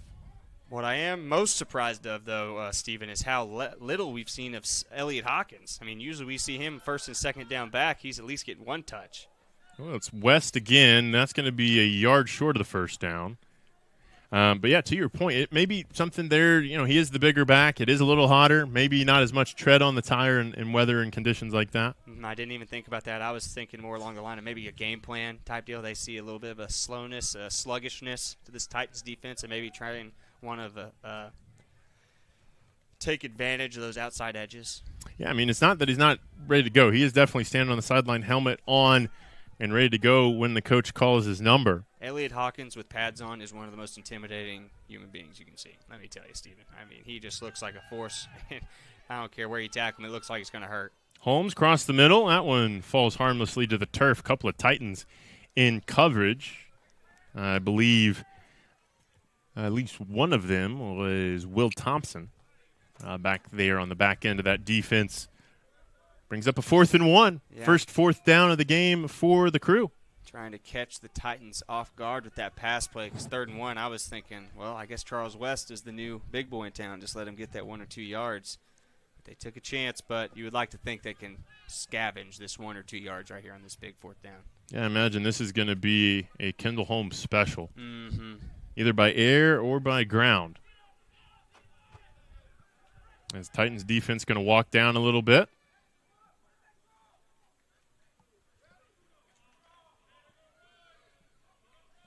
High snap. Holmes able to handle it. Indeed, it is just to Kendall Holmes himself, and he'll pick up the first down by 2 yards. Offensive line got a huge push off right at the beginning of that play. Right as Holmes took off to the right, he had at least 4 to 5 yards of space. Was never a doubt he was getting that first down. Well, and it's interesting, you know, I thought I heard it could have been, I assume it would be coming from the Titans sideline, quarterback draw, quarterback draw, quarterback draw. And if that's the case, I imagine you want to get a little bit more pressure at the line of scrimmage, but that time only 4 down linemen coming after the football. And I think that has a lot to do with kind of the play calling from this Crusader coach because like we saw in 3rd and 1, they threw it 20 yards down the field. I mean, they're keeping this Titans defense on their toes and maybe having that defensive mind second-guessing himself a little bit. Because like you said, I would have brought the house right there. Holmes, clean pocket, going to swing it out to West. He's got some green grass, hurdles a man. Still going. Down to the Titan 10-yard line, and that one going to be on the highlight reel on next week's Semipro Saturday. Charles West having himself a day. I feel like he's made almost every play here for this Crusader team, him or Tajon Curry. But, man, yeah, I think that's got to be play of the game right there at least. Nice hurdle getting about 3-4 feet off the ground. Just up and over. Not much you can do about it there if you're the Titans defender other than just try again next play. I'm sure he's just happy he didn't get kicked in the face. Good old Antonio Brown special. Well, 1st and 10 from the 12 looks like it's where they're going to mark West down. Lollipop snap to Holmes, able to sling it across the middle, picked off in a crowd. Titans have the football back. It's Armand King, the former Iowa Central College player. As out of nowhere, the Titans snatched this one and flipped the momentum again. It seemed like Kendall Holmes was kind of trying to squeeze him in there this drive, and this time he got burned for it. His number 11 jumped right underneath that route and took it what a drive killer, what a change in momentum here for the Titans. It's going to be 1st and 10 for the Titans with another chance to tie or take the lead in this football game. We've said this a couple times about the Titans. They haven't been able to take advantage of a set opportunity, but I got plenty of time, 2:38. Have to go, 85 yards? Yeah, long way. You're wishing Sebastiano's back in there, but the way this Titan team's been rolling, I wouldn't be surprised if they drove this baby down into the red zone, made the end of this first half a little interesting. And crucially, if they were able to score, they get the ball to start the second half. Very crucial. That would be huge. Especially give Sebastiano that time to recuperate, get his legs back underneath him. He comes back for the second half. That's big time. Yeah, he hasn't left the sideline. He still is over there. Can see him in the orange socks. But this a big drive. The Titans need points, and they are at a premium. 1st and 10, cross the middle. That ball broken up. I think the ball got there first, and then the Crusaders defender in T.J. Austin reminded not to come across the middle late. Yeah, what a hit from number 32. I mean, you just saw the receiver's feet go straight into the air, planted him on his back. I mean, that's got to be one of the hits of the game, if not the season, right there. Yeah, that'll shake the fillings in your teeth a little bit. No doubt. Every one of us has experienced that at least once. I mean, he put him right on his back. I'm surprised to see the receiver get up so quick. Well, after the incompletion, 2nd and 10.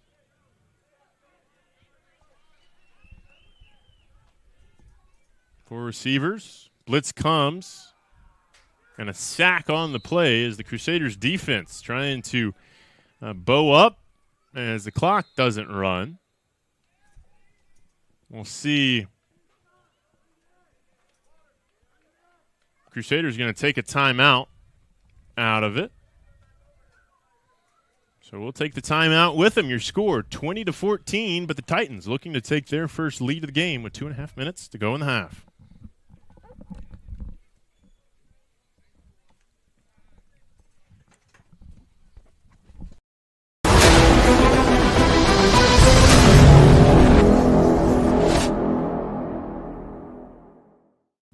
Semipro Saturday is brought to you in part by 950 Ways Graphics. Professional graphics for players, coaches, and teams. Trust the pros at 950 Ways Graphics and look them up on Facebook at 950 Ways Graphics.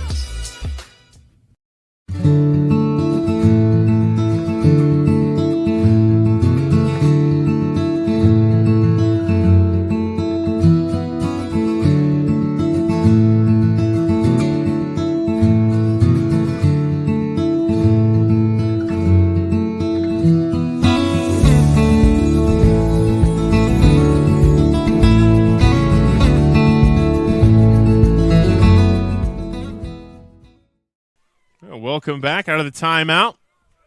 Long 3rd down. Got to get out of the end zone. And that might be the smartest play of the game by D. Downton. Got it out of the end zone for an incomplete pass. It does stop the clock, but it's not a safety. No, thank goodness number 31, the running back, was right there. I don't know if the quarterback knew, but he gets away with it. I thought for sure that was going to be intentional grounding. But gets away with it, and he lives to fight another day. Well, this is the interesting thing. Neither team has punted in this football game so far, and I'm not saying that special teams are a priority in this level of play, but I definitely don't think you want to be punting from your own 11-yard line in this situation. I didn't even know these teams had a punter, Stephen. I think some are finding out right now. I think I've went 2 years and have yet to see a punt. So, as we're about to see one now, oh my goodness, there's a first time for everything, Stephen. Definitely the punter for the Titans, not built like one. And I got a feeling he's got a boomer on him. I bet this one gets back to the 50, no doubt. Well, that's where the Crusaders are set up for their return. West is set up to the near side. I believe the far side is Quinnell Johnson. Snapped, blocked, and out of the back of the end zone. Going to be a touchback. Or safety, scratch that. Yeah, 2 points go on the board for the Crew, so didn't come on the previous play, but did that time as you could hear the block all the way up here in the press box.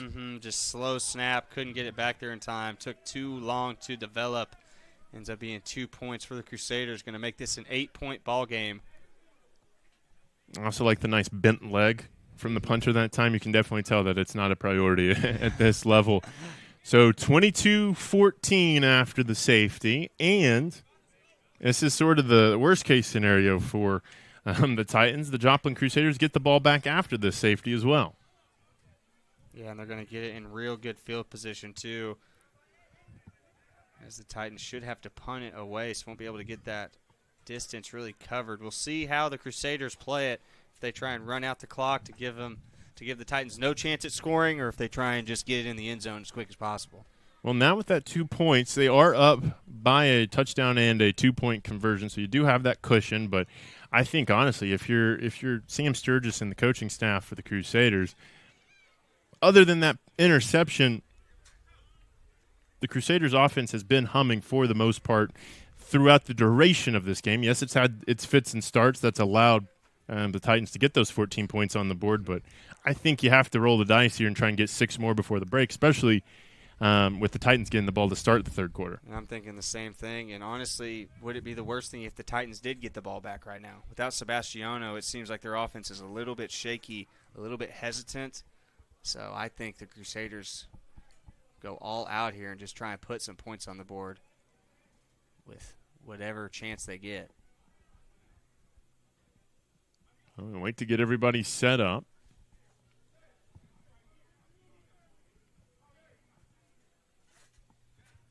As we hit 8 o'clock local time, skied into the air. Have a return. This is Johnson with the football. Going to cut it back. Couple of lead blockers. And the Crusaders will start with a short field with 2 minutes to go. Flag will come in. Could be an even shorter field if this is on the Titans. And if we could replay that, there was a real low hit that hit Tajon Curry, and he's the one who's down right now. I mean, the defender came and just went straight for a leg. Oh, gosh, that looked like it hurt. Also have 2 flags trailing the play. We got a little bit of a scrum forming, but no shoves. I was surprised that didn't happen sooner because no defender should just – I mean, I get what he was trying to do, clear a path for his other defenders coming in behind to make the tackle. But, man, right before the half, I don't think you should be chopping at a leg like that. And you can tell some of the guys in black do not like how that went down. I definitely agree with you there. As they try breaking it up, and you'll see coming in here, bottom of your screen, that player in black ahead of the ball carrier, about to get chopped down like a tree right there. As that's the injury to Mitchell, or no, excuse me, to Johnson for the Crusaders.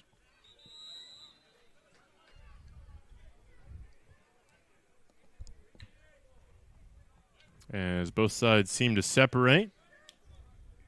Both teams are ready to get this thing to the halftime break. Mm-hmm. Certainly no. I think we are up here in the press box. It has been a hot day in Joplin. No AC will do that to you, Steven. No AC will do that to you. But luckily Makes we you got stronger. some good quality. yeah, for sure. At least we got some good quality entertainment here with the Crusaders Titans battling this one out. Yeah, we're going to need to see. Looks like Joplin's lining up like we're going to kick again. So just going to have a re-kick. Wow, and after such a good return, ends up coming all the way back. That's brutal. I get the feeling that could potentially happen again for the Crusaders, just the way that play developed the last time. Mm-hmm. We'll need to see. Again, 2 minutes left in the half. Your score, 22-14, as it was all Joplin early. They were up 12-0. But both teams have really traded scores since.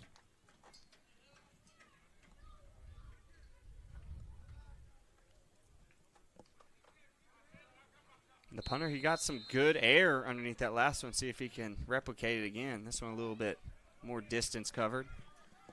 It's going to bounce into the hands this time for the Crusaders again. Across midfield. West has another bit of an alley, and he'll be brought down at the Titans' 40. So not quite as good field position as the last one, but still starting in plus territory for Kendall Holmes and company. Yeah, Charles West has been a man on a mission here in this first half. He has been doing anything and everything he can to help his team. And I think that puts him over 150 all-purpose yards here. I mean, he has had some big, big plays, and it seems like he touches it at least 5 to 7 times a possession. Yeah, the offense on the ground has definitely gone through West. Even in the air a couple of times, there's a couple of receptions. I know, notably the start this game got a couple of quick targets. But both teams going to talk it over. Minute 55 left to go in the half. Again, Titans will start the third quarter with the football, so it's imperative for them, if they want to maintain touching distance to Joplin in this game, have to find a way to limit this drive to at least 3 points. And good news for the Crusaders offense. Tajon Curry is back out there in the offensive huddle, so I don't know if he's going out in the field this first play, but he is in there listening, seeing how they're looking to put some points on the board here for this last drive.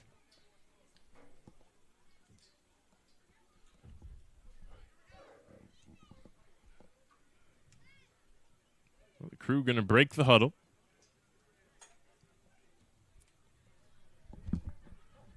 For what should likely be their last possession of the half.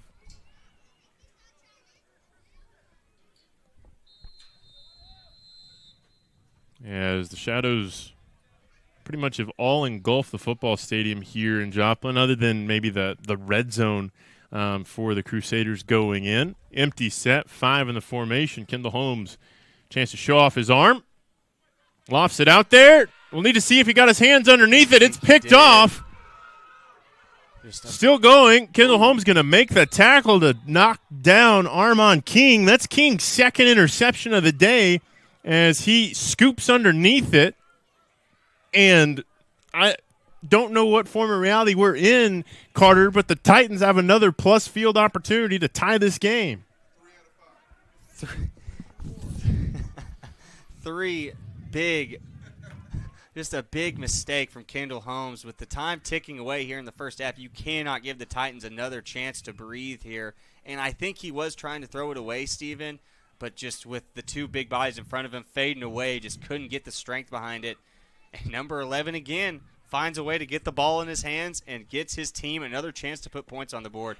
Gotta give it to number 11, Armand King. Well, and I was going to say, that's the other thing as well is, in high school or college, that's where that ball's dead. That's where the Titans would start over. But that's kind of the beauty of semi-pro at this level is they have that down by contact rule.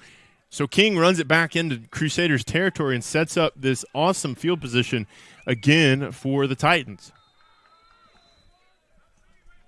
Marlon Brown looking at that kind of rover spot, tight end spot. See motions across. Low snap and immediate pressure, but Titans able to break out of it. Near the sticks, Jeremy Brown able to slip slide his way through. We'll see if they give him the first down or not. Nope, looks like he stepped out of bounds a couple yards short.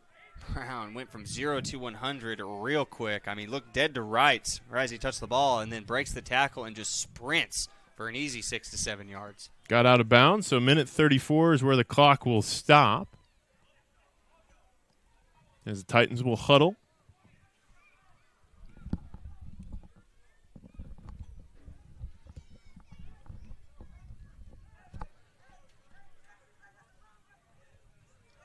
Titans back in the pistol. Looks like a blitz could be on from the Crusaders. Indeed it is, and that time not going to slip away.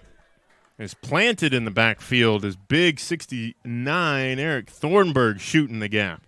Yeah, I mean, untouched right as that ball was hiked and just blew that play up right off the get-go. And now it was 2nd and 4, going to be 3rd and about 8 or 9 here. And without Sebastiano, we'll see what kind of play the Titans offense comes up with here. The clock will roll, a minute 20 approaching. I'll probably snap this, but about $1:10 to go in the half. The crucial thing is here, I would almost say that you want to have this pass completed if you're the Titans, or run it just to keep the clock moving. Don't want to give the Crusaders another opportunity. Jailhouse blitz again. Titans able to avoid the pressure the first time. That ball incomplete, and that's what I was talking about. That ball incomplete, and the clock still running. They finally stop it with 56 seconds as they ran about another 4 off after the initial incompletion. Just under a minute, and just want to say that the QB number 2 here for the Titans, he got up a little slow, a little shaky. So maybe something to monitor there at the start of that second half. But he is walking off on his own power, which is always a good sign. Yeah, the Titans certainly thin at that position already. Mm-hmm. As 4th and 9, 56 seconds. And the way the Crusaders have been bringing the pressure, I think if you're the Titans' offensive guy, you've got to have a second play as like a backup, because, they are just bringing the heat. You can't just run the ball when you know 8 guys are coming in. You've got to have kind of a audible play, I guess, even though I don't think any of these teams really audible too often. That's kind of what it is what it's going to be when you break the huddle. Mm-hmm. Well, the other thing you could even do at this situation, just move the pocket. Give your quarterback a chance with this pressure coming right down the pike. They do just that. Titans down the field, tipped up, intercepted. Easier said than done that time. That is Johnson again. Quinnell Johnson with number 2 on the day, able to make his presence felt once again as he stops the Titans in their tracks. 47 seconds left here in the second. And, you almost could see that one coming from Doughton's pass. Once it gets tipped, there's enough hands in that area that it's going to be an interception. Did have an open receiver at the goal line, looking back at that replay, but clearly Doughton didn't see his man in the end zone. It is hard to look downfield when you're running for your life, Stephen. Had to get out of there. Tried to float one up, but just floated it a little too low, tipped up. And then there's number 2 for Quinnell Johnson. And we all know he's a big-time defensive playmaker, but tonight he's really making himself known. Yeah, we've had more interceptions than touchdowns so far in this game. Is Charles West going to come off, take off this end of this second half or into this first half? Well, I thought the last possession was going to be the last possession of the half for the Crusaders, so who knows at this point. Holmes, quick out, and across the 30 for a first down. Is recipient that time, Daquan Johnson, going to have a little bit of a scuffle away from the play from a couple of linemen that were engaged, but no harm, no foul, no flag thrown that time. A lot of competitiveness here in Joplin, Missouri today. Love to see it. This is why we love coming to watch CMFL football, folks. 40 seconds or so left in the half. About 70 yards between the Crusaders and another touchdown. Fresh set of downs. High snap. Holmes has time, just lofts it. That one intended for Johnson, and it falls harmlessly to the turf as the Titans are just dropping 7 in coverage at this point. They understand the assignment, keep everything in front of you and out of the end zone. Exactly, and that's honestly one of the best options you can have as a defense going up against Kendall Holmes in this Crusader offense. Because as long as you know where Kendall Holmes is at all times and a couple of those playmakers like West and Curry, you should be fine. Because it doesn't seem like the Crusaders are really run heavy here today. So, they're looking to air that ball out and try and make some plays happen with your receivers and quarterback mix. 2nd and 10. Holmes with Hawkins in the backfield. Holmes shows off that elusiveness. Going to run for the first time tonight. Just breaks a couple of ankles. Why not? Still on his feet. Still going. Still fighting. I think the ball popped out at some point, but went into another hand of a Crusader. So across midfield, and a timeout, I believe, taken by Joplin with 16 seconds to go. Kendall Holmes showing off the legs. I'm almost on cue from you. There was so much going on, I didn't know when to step in, but Kendall Holmes was running with like he just stole it. That thing was out here. He had no control over that ball. I can't believe he didn't lose it sooner. But able to luckily fall into the hands of one of his teammates, and he's able to not get his 4th turnover of the day. Yeah, that would be a killer of a turnover there. You still have an opportunity with 16 seconds. You're now into Titans territory. You got 48 yards between you and the end zone, so can make something happen. They have one timeout, I believe, remaining. Both teams do for the half, so you get something quick, get out of bounds, or if you can't, you at least have that timeout in the back pocket. Yeah, and talking about Kendall Holmes' control with that ball, he is such a good playmaker that you honestly don't really care that he carries it out like that. But, man, when you get into the middle of the field like he was with nothing but white jerseys around you, you have got to make sure that ball is protected. And I'm sure the coaches told him just that right there. With 16 seconds to go, the last thing they want is to give this Titans team one more chance. Yeah, it looked like feeding time at SeaWorld there for a second for Kendall Holmes, but able to fall on it. One of his teammates, that is, and will live to play on. Here's the man, the myth, the legend, Elliot Hawkins, going to be behind the QB. Yeah, I think he's come into this game maybe as that blocking back just to help as basically an extra lineman. Holmes not able to break the pressure that time. We'll have a flag on the play. Need to see what it is.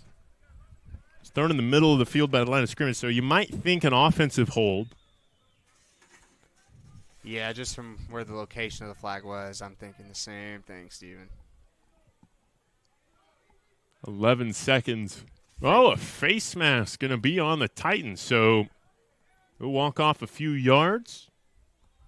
Give the Crusaders a little bit of a better shot here with 11 seconds to go. Yeah, I know that Sebastiano can throw it 45 yards in the air. We'll see what Kendall Holmes' arm looks like. Now, that's a big penalty. Moves it within the 35. So probably have time for two quick plays. Mm-hmm. Shoot, we've already seen one 70-yard touchdown pass today. Wouldn't be surprised to see Kendall Holmes try and air this one out too. Well, Holmes going to survey. 8 seconds. Heaves it. End zone. Has a man caught for the touchdown, Crusaders.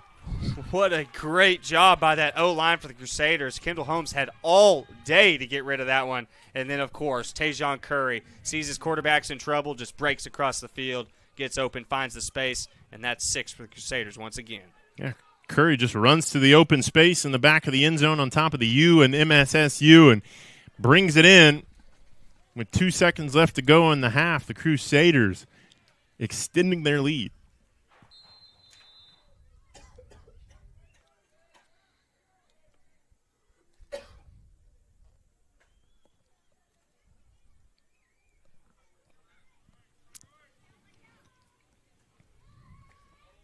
A 2-point conversion for making this game really interesting.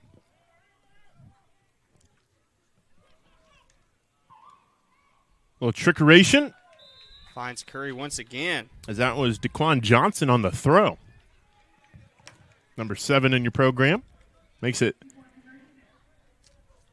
a 30-14 game. We'll see. I guess they ran those 2 seconds off, and they're going to call that halftime as we'll take another look at the 2-point conversion play. Yeah, not your normal Kendall Holmes quarterback play. That is number 7, Daquan Johnson, stepping in to put the 2 on the board. But we've reached halftime, 30-14. The Crusaders, there for a minute, only up a score, have extended it somehow, some way by making it a 16-point game. We'll take a break, bring you quarter number 3 when we return.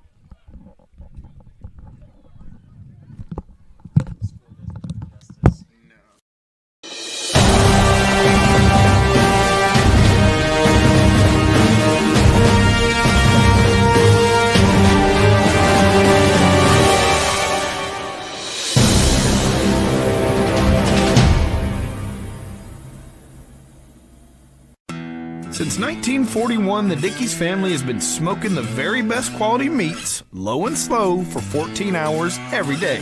It's how Mr. Dickey did it, and it's how we still do it in every Dickey's restaurant across America. Lunchtime, dinner time, anytime. Eat in, pick up, or heck, we'll even deliver to you. There is no shortcut to what we do. Come in and see us or visit Dickeys.com. Legit Texas barbecue. We are a community of athletes that celebrate success. Welcome back. We're actually not at halftime, as it turns out. We have 2 seconds left on the clock, so a pretty pointless play, I would imagine, as the Crusaders are going to kick off to the Titans for 2 seconds of action. You might have thought that they would have run that off. Let's just go into the halftime locker room, but no. Every second is precious.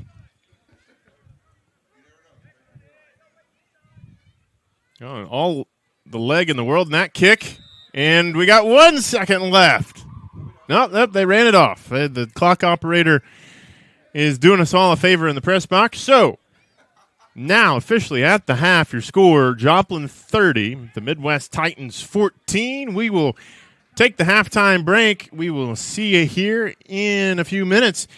Don't go anywhere. Exciting Week 7 action wraps up after these messages.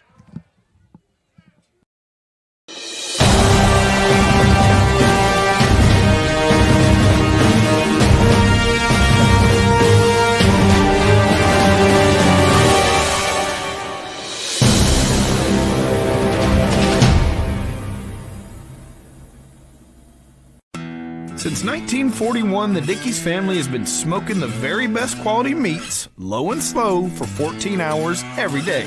It's how Mr. Dickey did it, and it's how we still do it in every Dickey's restaurant across America. Lunchtime, dinner time, anytime. Eat in, pick up, or heck, we'll even deliver to you. There is no shortcut to what we do. Come in and see us or visit Dickeys.com. Legit Texas barbecue. We are a community of athletes that celebrate success and development while having fun and being safe. We do a pretty rigorous testing to all of our athletes to track progress as we go. Our athletes are 10% faster, 179% stronger. They jump 4 inches higher on average. They're 8% more agile and 9% quicker. You can come in, get extremely high quality training, accelerate your athletic abilities. Head on over to prodaysports.com. Come try, see if you enjoy it. For $1, it's worth it. A tradition of educational excellence, more than a century in the making, continues in Broken Arrow. Here, supportive faculty, in-demand undergraduate and graduate degrees, and affordable tuition make Northeastern State University your transfer destination.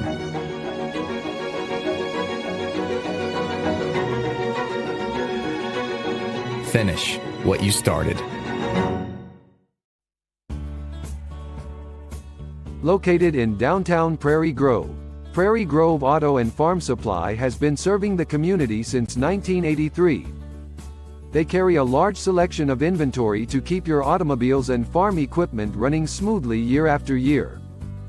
As a local, family-owned auto parts store, they are thankful to this community for 40 great years and look forward to serving you for 40 more. Go Tigers! My story isn't that different from a lot of people that grew up in a small town. My dream was always to play baseball, but as a kid, it's hard to prove yourself when you're so far away from the big leagues.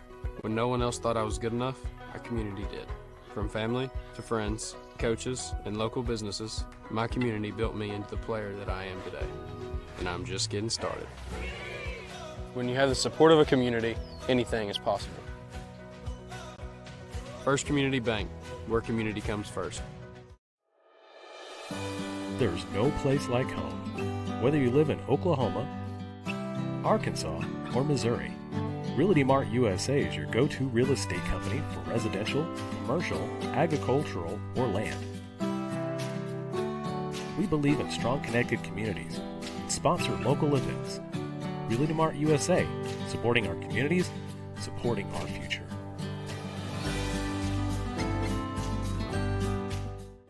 I can feel the warmth deep down in my bones. I know that I am home. I miss him too. Love brings us here. Together's where we all belong. You're my home. My home. The roof is the home's main defense against the elements, so services like upkeep, repairs, and upgrades are vital. David's Roofing is the only roofing contractor in Northwest Arkansas that has a prestigious Select Shingle Master rating from Certainty. With David's Roofing, your roof is in good hands.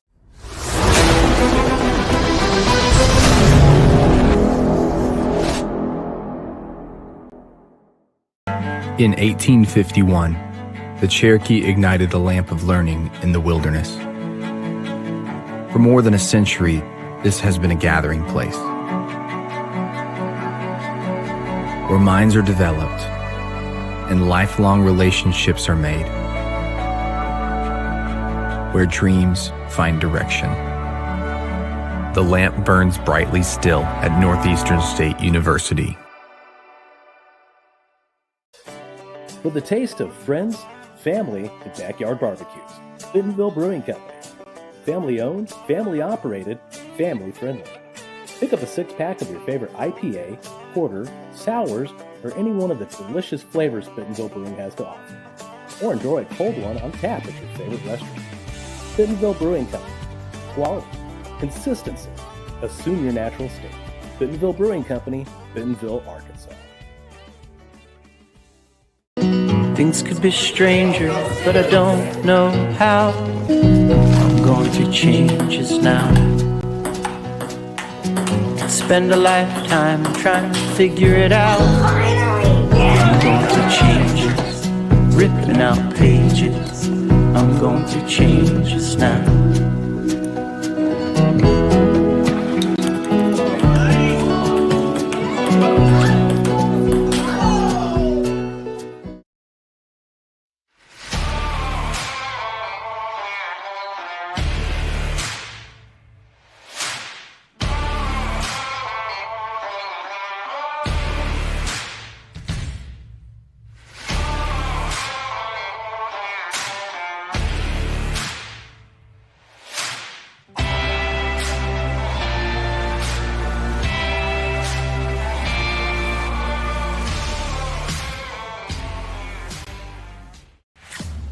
Some might say I'm an ideas guy.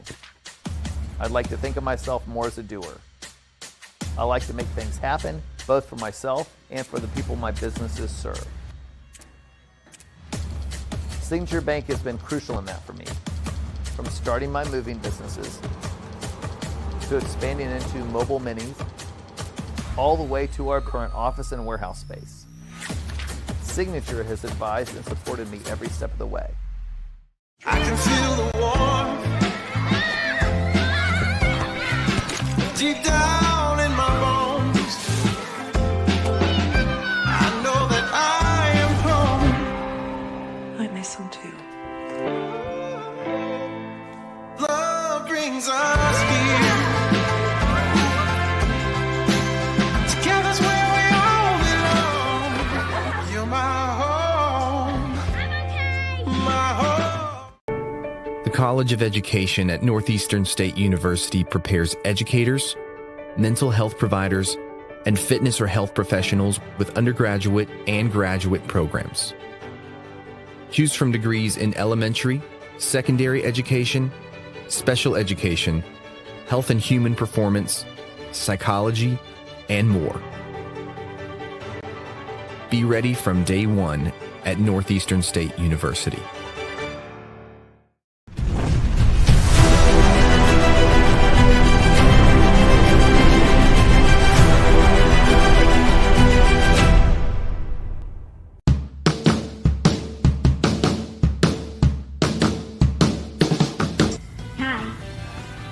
My name is Michaela.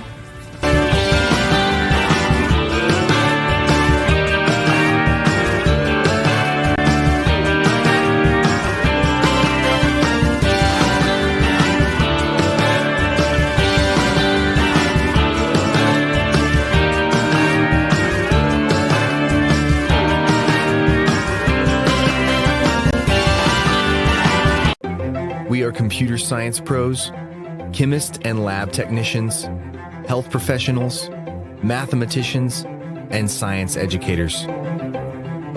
We are the Greg Wadley College of Science and Health Professions at Northeastern State University. Choose from degrees in natural sciences, health and pre-health professions, mathematics and computer science, and more. Discover the possibilities at Northeastern State University. Mowing your yard just got easier. TNG Power Equipment has the best Ferris mowers to get the job done. including the all-new 60-inch redesigned deck that mows up to 11 miles per hour in tall or wet conditions. And for smaller lawns, our Ferris 300S starts at just $39.99. And right now, save up to $1,000 on select Ferris models. Commercial grade to last a lifetime. TNG Power Equipment has Ferris mowers to tackle your projects.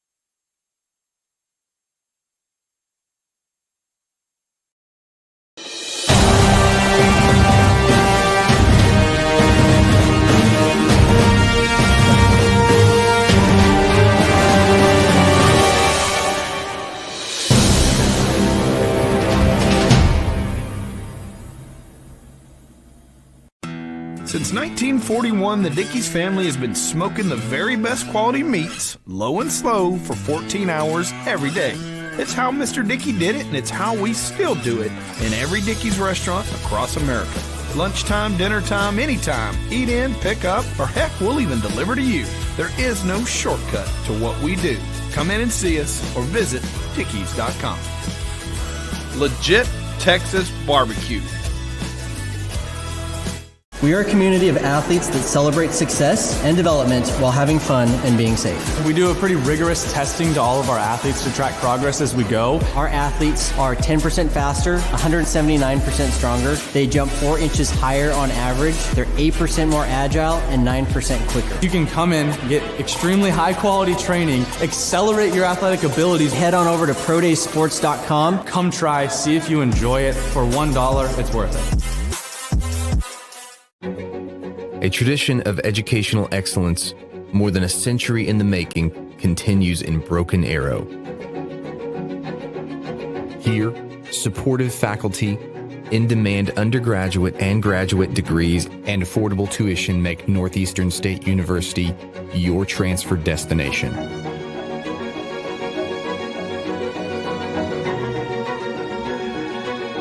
Finish what you started.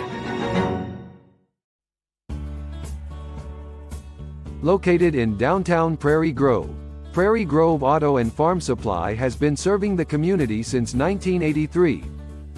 They carry a large selection of inventory to keep your automobiles and farm equipment running smoothly year after year. As a local, family-owned auto parts store, they are thankful to this community for 40 great years and look forward to serving you for 40 more. Go Tigers! My story isn't that different from a lot of people that grew up in a small town. My dream was always to play baseball, but as a kid, it's hard to prove yourself when you're so far away from the big leagues. When no one else thought I was good enough, our community did. From family to friends, coaches, and local businesses, my community built me into the player that I am today. And I'm just getting started. When you have the support of a community, anything is possible. First Community Bank, where community comes first. There's no place like home. Whether you live in Oklahoma, Arkansas, or Missouri, Realty Mart USA is your go-to real estate company for residential, commercial, agricultural, or land. We believe in strong connected communities and sponsor local events. Realty Mart USA, supporting our communities, supporting our future.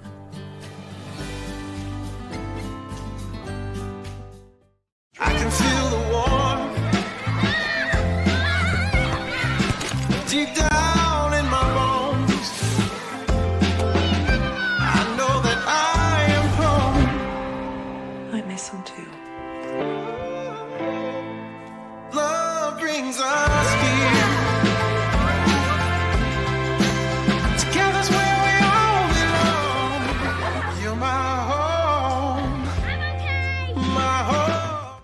roof is the home's main defense against the elements, so services like upkeep, repairs, and upgrades are vital. David's Roofing is the only roofing contractor in Northwest Arkansas that has the prestigious Select Shingle Master rating from Certainty.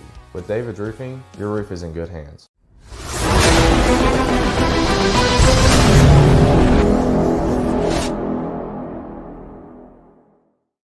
In 1851, the Cherokee ignited the lamp of learning in the wilderness.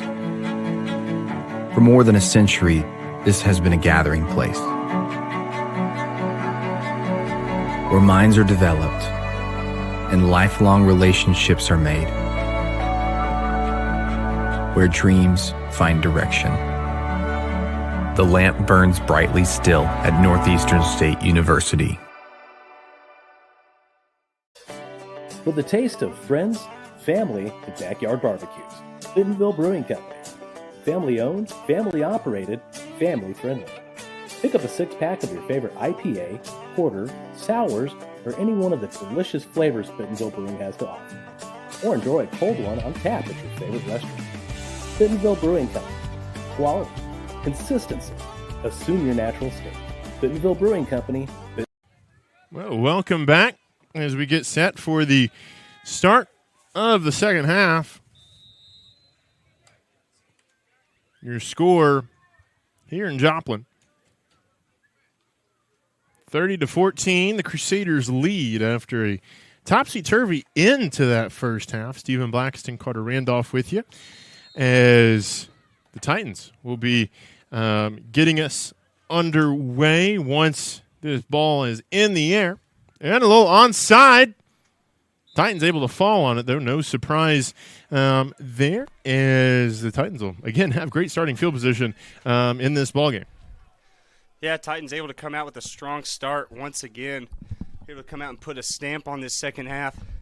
See if they can keep it up and keep that momentum going.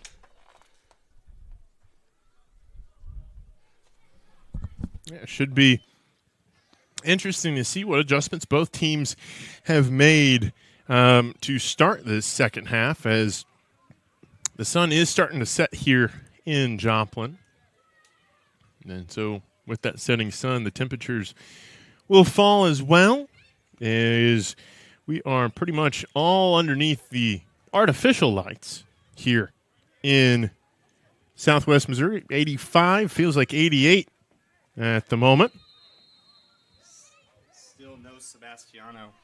Yeah, I think it might be a situation as he's got, I believe, a towel on his head over there on the sideline. Looks like that, is the universal symbol for done for the day, which is a really tough loss, because he was a great player to watch in that first half until he went down with the injury. And I think really that Titans offense has not looked the same since. But on first down to start our second half, a 5-yard pickup to get the festivities underway.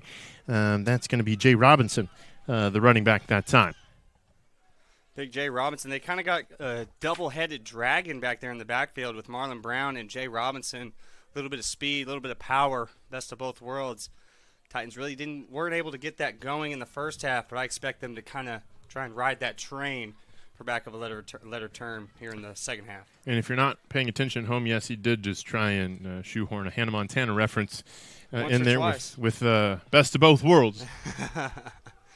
She might be a little crazy now, but she is always going to be a legend to me, Stephen. Don't you forget it. Fair enough. 2nd and 5, back to the ground, and this play will be brought down in the backfield as we hit the 14-minute mark of the third. Again, this has been a long game. Second half starting 2 hours plus after the initial kickoff, so definitely has moved at a snail's pace. Yep, taking their time here in this one, but that score does not do this game justice. The first half was closer than that score might lead you to believe, but I still believe that the Titans still have a fighting shot in this game with or without Sebastiano, so we will see if they can make that come to fruition and make this a battle here at the end.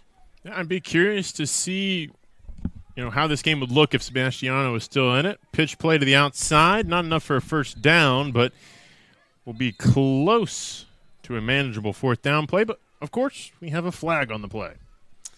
Get things going well, and then that laundry pops up, ruins everything. We'll see who's going to be in trouble this time.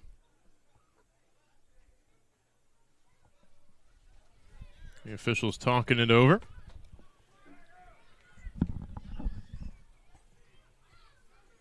Long conversation. I think we have some fouls maybe on the Titans, as the Titans are already walking off the other way.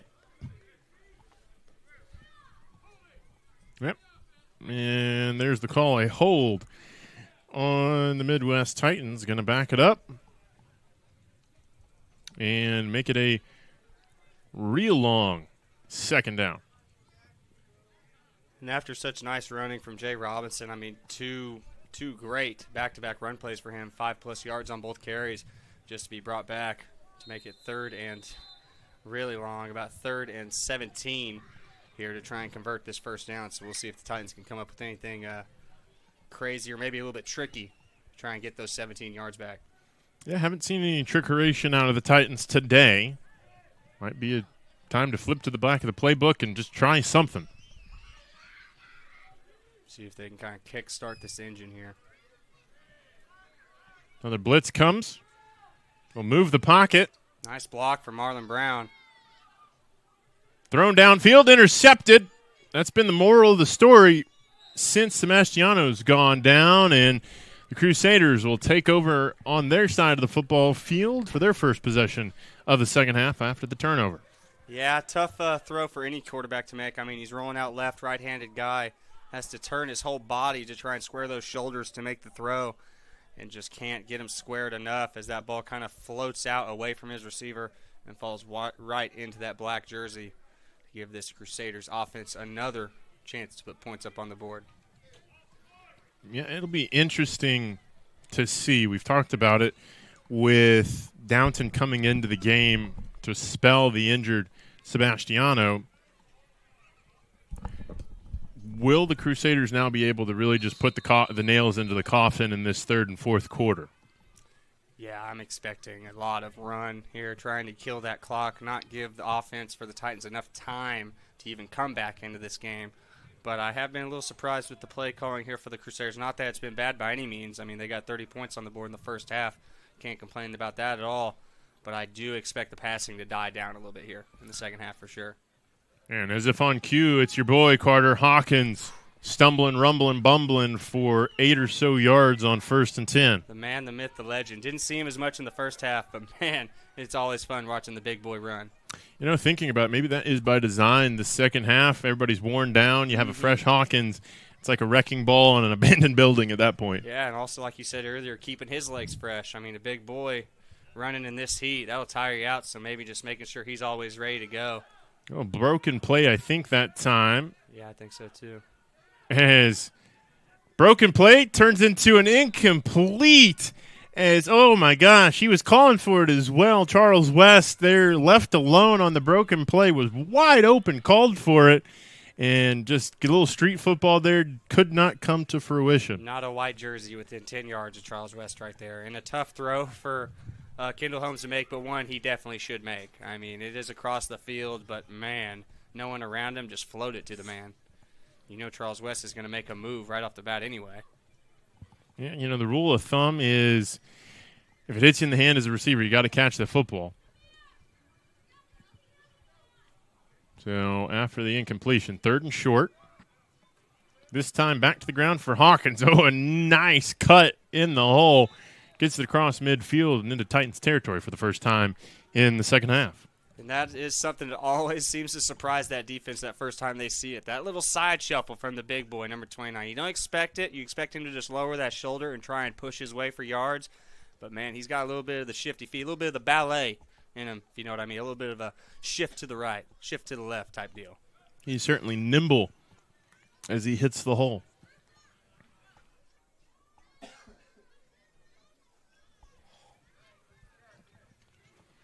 Oh, fresh set of downs. As the Crusaders just kind of slowing the pace of this football game down. Swung out, complete. West making a few tackles miss into the second level, and he will go in for the score. Checking behind the play, no penalty markers, put 6 on the board for the Joplin Crusaders. It's just that breakaway speed from Charles West. Once he sees that Red Sea split, he takes full advantage, and it's off to the races. Yeah, a couple of arm tackles. He gets through there. Just a little bit of speed. Closes through a hole that is not really there, and he is high-stepping to the finish. Titans wish they could have that one back. Had plenty of opportunities to make a tackle, but just couldn't bring down the speedster in Charles West, and that pushes this lead to over 20 points. It's 36-14 here in Joplin. I think the wind is starting to come out of the sails of the Midwest Titans. Yep, that one stung a little bit more than the others, Steven, no doubt. That made it real hard for a comeback to even be possible here. And Hankins gets the handoff and put 2 more on the board for the Crew. Your score, first score of the half, 38-14. The reigning defending champions starting to look like it here in Joplin.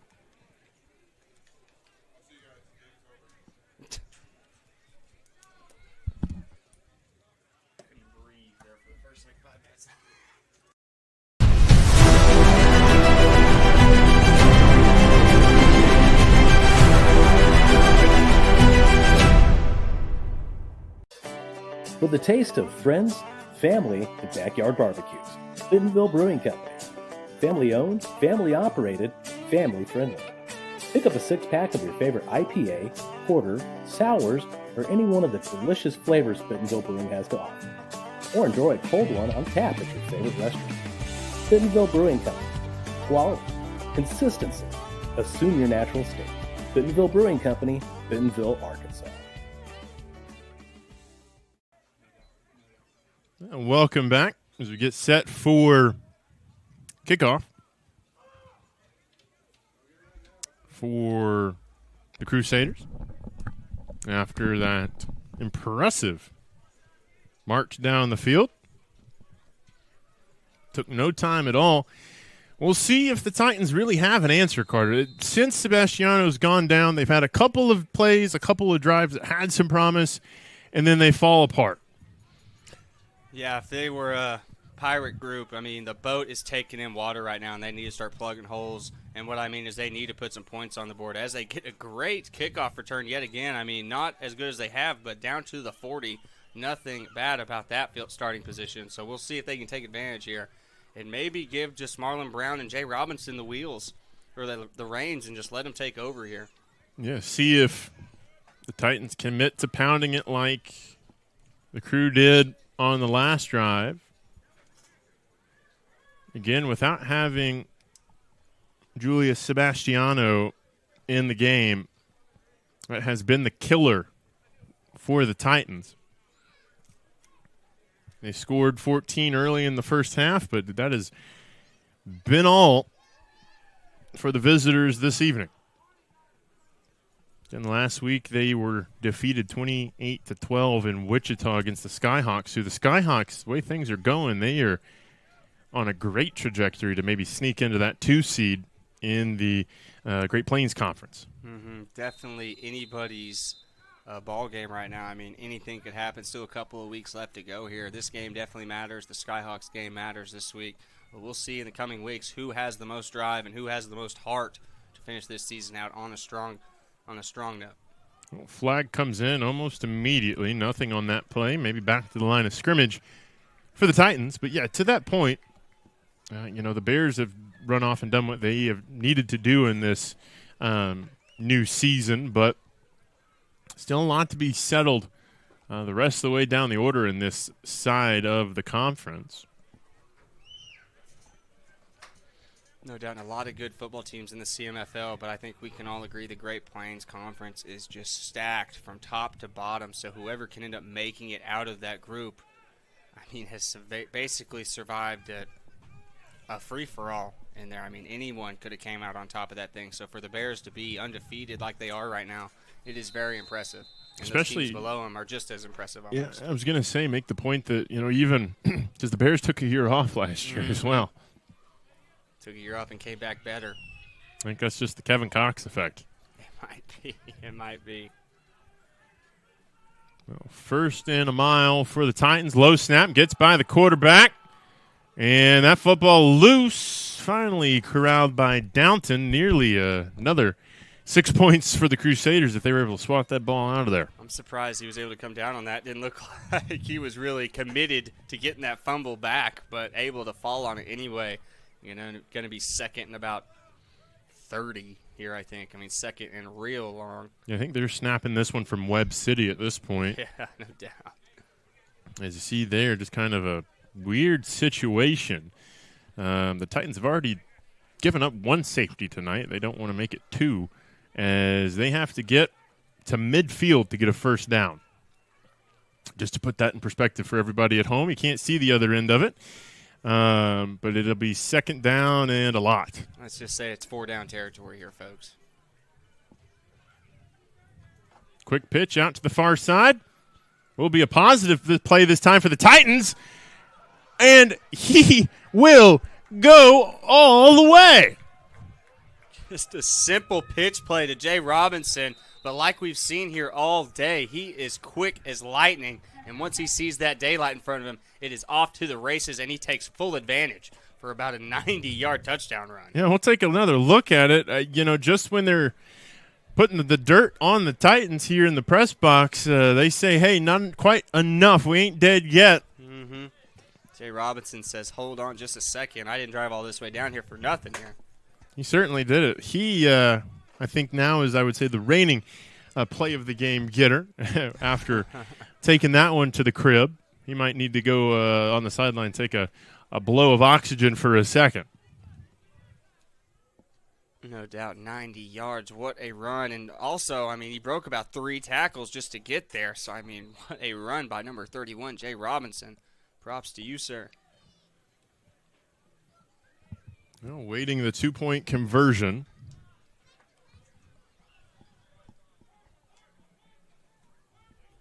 Would make this a 2-score game again. And hogtied in the backfield that time, breaking in, Theriel Johnson puts that one to rest. So it's an 18-point game. We'll take a break here on the Southern Sports Network. You're watching Semipro Saturday. Joplin still in the lead.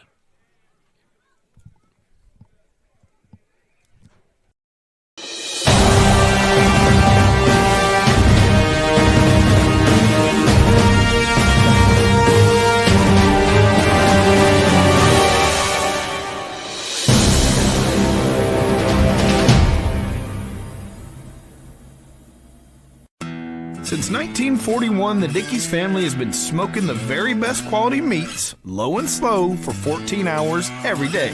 It's how Mr. Dickey did it, and it's how we still do it in every Dickey's restaurant across America. Lunchtime, dinner time, anytime. Eat in, pick up, or heck, we'll even deliver to you. There is no shortcut to what we do. Come in and see us or visit Dickeys.com. Legit Texas barbecue. Well, welcome back to Fred G. Hughes Stadium. Normal Service is hosting your Missouri Southern State University Lions in the MIAA. But in the spring and summertime, it has been the host of the Joplin Crusaders for about as many years as I can count, Carter. And, we have a decent game brewing here. Just kind of depends on if the Titans can get some stops or not. But Joplin, I think at times in the second half, just so far, we've sort of seen like a little bit of a spark to see, these are the defending champions in this league. Mm-hmm. Like we talked about earlier as well, we see the moments when the Crusaders really shine, but we also see the moments where they just kind of fall asleep and become a little lackadaisical. It was 2nd down and about 50 yards to get a first down, and what happens? Jay Robinson runs it for a 90-yard touchdown. I mean, you just cannot let that happen, and I'm sure the coaches are letting them know, but I mean, you give the Titans another chance to fight in this one, and I mean, that's the last thing you want with still plenty of time left in this ballgame. Yeah, they're definitely doing a bad job of closing the door on the Titans. Can definitely say that, and you can't do that against other or better opposition like a Oklahoma City Bears, or Oklahoma Bears, excuse me, or a Wichita Skyhawks, who they have yet to play as well, all vying in this conference. And, you know, if you want to make it any farther, the Cyclones as well, probably coming out of the gateway side of this league. Those are opponents you can't just switch off against. They will be the ones that make you pay. And, of course, when you get to that level of play, like when they do get to the playoffs, I mean, of course, every team is going to be good. And, of course, you're going to give up some big plays, but it's just the plays that you really should, like that second and fourth. Second, that's a play that should never happen in a million years. I don't care what the scenario is, what's happening. A defense at a level that the Joplin Crusaders defense is should not be giving up plays like that, and hopefully they can get those kind of things fixed here before the playoffs start. Well, West going to take it up the middle. Had the touchdown the last time, and he was a shoestring tackle away from taking it to the house again. Like you said, shoestring. I mean, if he doesn't grab his ankle right there, I mean, he's off to the races once again. But once again, a nice play from Charles West. Got to think he's over 200 all-purpose yards here in this one. I mean, boy has done it on special teams, offensively. I mean, I think the only thing we're missing is defense. Yeah. Get him out there on a couple of defensive snaps, see if he can get a pick or something. I wouldn't mind him at safety, that's for sure. Yeah, he would definitely be a tough defender as he's out in the formation as a receiver this time. Hawkins in the backfield. Holmes going to look to throw across the pattern to the far side, complete into Titans territory inside their 30. Tyrone Johnson with the catch. I believe that's his second of the day. Yeah, they just keep on rolling this Crusaders offense.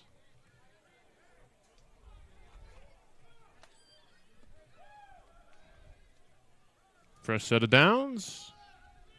Holmes going to keep it himself, flips it out. Dangerous flip, makes it work. And somebody goes head over heels. I believe that's West, as be a pickup of about 6. Crusaders are blessed to even pick up positive yardage on that, and I'm sure Hawkins was just furious at not getting the ball right there because he was untouched for the first 6 yards. Yeah, I think Hawkins, he just wanted to hit somebody. No doubt. That's every play. Yeah, we take another look at it here. A little read option. Then a quick flip out there. Near disaster. To have a penalty, actually, on the play. Missed that flag. It's going to back the Crew up. But I'd say, Carter, we've seen that the down and distance doesn't necessarily matter to Joplin in this second half. Not at all. Too many playmakers on both sides of the ball. Anything can happen at any given moment, Steven. And I think we're all thinking the same thing. Where's Charles West at, and what's he going to do on this play? Yeah, where is the magician? Well, Hawkins will be in the backfield. Crew going to send a man in motion. Quick hitter out to the outside, a little tunnel screen trying to get set up. Fighting, not much there. A lateral to West. We talked about the Mr. Houdini act, but no, they blow the play dead. West, I think, would argue that the thing was still in motion as the recipient was Tejon Curry on the reception. One of the other big playmakers here for this Crusader offense. You got Charles West, and then you got Tejon Curry. And Curry with the huge football IQ play. But I mean, he was going backwards in the replay, as you see there. I mean, he was still kind of moving, but I guess they just say he's in the grass. And I think they blow that whistle right there about 9 times out of 10. 3 white jerseys around the guy. I mean, he's not going anywhere more than likely. But it just so happens that he saw a pitch opportunity, took it just a millisecond too late. And I think that's the freeness we're seeing out of Joplin in the second half. They're playing a little bit more loose, hummed across the middle, complete. And a little bit after the catch goes Tyrell Johnson. He's had his name called a lot tonight, but it's been quiet. The unsung hero, I'd say, because I've heard his name, seen him make a couple big plays on third down, a couple big plays to start off a drive. But when you got Charles West and Tejon Curry, you might get overlooked from time to time. He's definitely the third of the 3 Musketeers in that situation. High snap. Holmes pulls it out of Hawkins' gut again. A little RPO action. Looking for the end zone that time, just a little short inside the Titans' 4. Tejon Curry, another catch, and he doesn't look big out there, but let me tell you, folks, he is a strong man. I mean, he is a guy who lives in the weight room. So, I mean, it does take 2 guys to bring him down more times than not. as we see a couple of the guys who did bring him down on the ground right now, a little shaken up. Yeah, a little worse for wear in that situation, and that's the risk you pay when you go after a big back or a big receiver like that. You know, again, 5 minutes ago in this quarter, the Crusaders are looking again to punch it in, Carter. And I got to believe that they're going to do it again because this Titan defense, who have put up a great fight and have clawed their way the whole game, just can't seem to keep them out.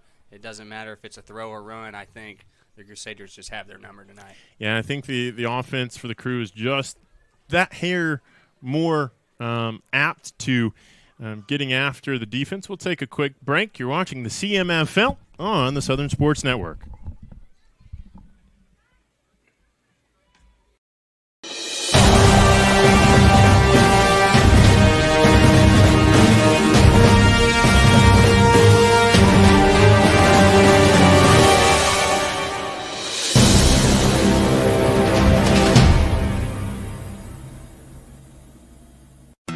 Since 1941, the Dickey's family has been smoking the very best quality meats, low and slow, for 14 hours every day. It's how Mr. Dickey did it, and it's how we still do it in every Dickey's restaurant across America. Lunchtime, dinner time, anytime. Eat in, pick up, or heck, we'll even deliver to you. There is no shortcut to what we do. Come in and see us or visit Dickeys.com. Legit Texas barbecue. Welcome back. There's a 10-2, a couple of injured Titans. Imagine, maybe some of this is heat related, as it has been a scorcher of a day. Definitely, you can say, Carter, that the summer is here and is here with authority. Yeah, my head is a mop right now, just straight sweat and bullets here. And, I mean, after 3 hard-nosed quarters of football, you got to think it was going to take its toll eventually. And Tajon Curry, I mean, he was running hard right there. He tried to split the defenders, took them both head on, and, man, laid a good hit. And you would think the offensive guy would be a little more hurt, but sometimes it does end up on the defensive man. Yeah, we can take another look at it here as we wait to return to action. You see there the swing out, and then there's 3 Titans there, and kind of like bowling ball pins, they all get knocked down by Curry. Give him the 7-10 split for the strike, or spare. Good to see Curry back out there, too, because we saw him earlier go down on that kickoff. We're a little worried, but it seems he has not missed a beat here in this second half, still running at full pace. Before we get back underway, this is something you don't have to give me the answer now. You can think on it. We can talk about it in the fourth quarter.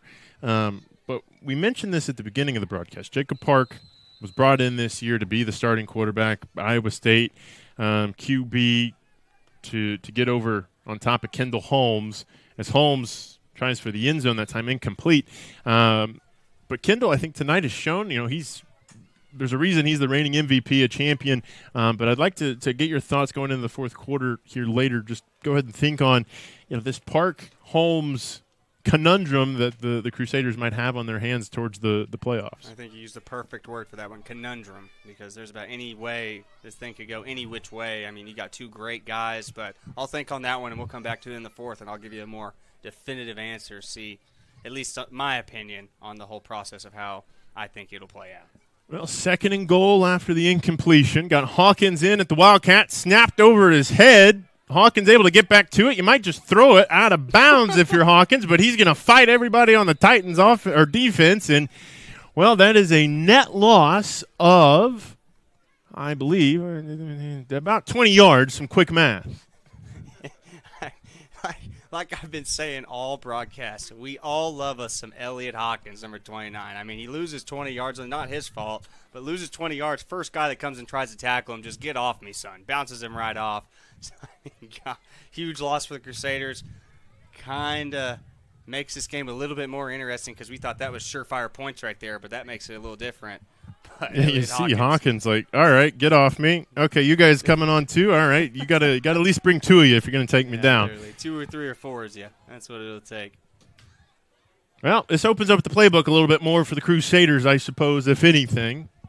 3rd and goal from their own 25.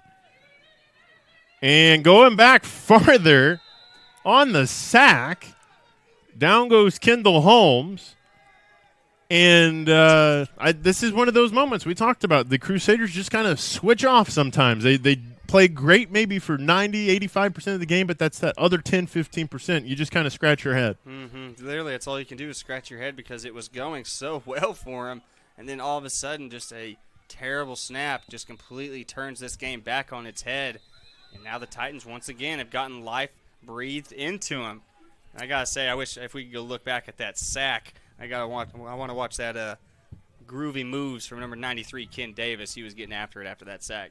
Yeah, if we have that replay, we'll get to that. I think we have a timeout on the field. Crusaders score to update you on the not the Washington Generals. That's they would never win in this situation, so I'll rephrase. But the Northwest Arkansas Generals up 18-0 on the Columbia Vipers. So the G Unit might be getting their first victory of the season.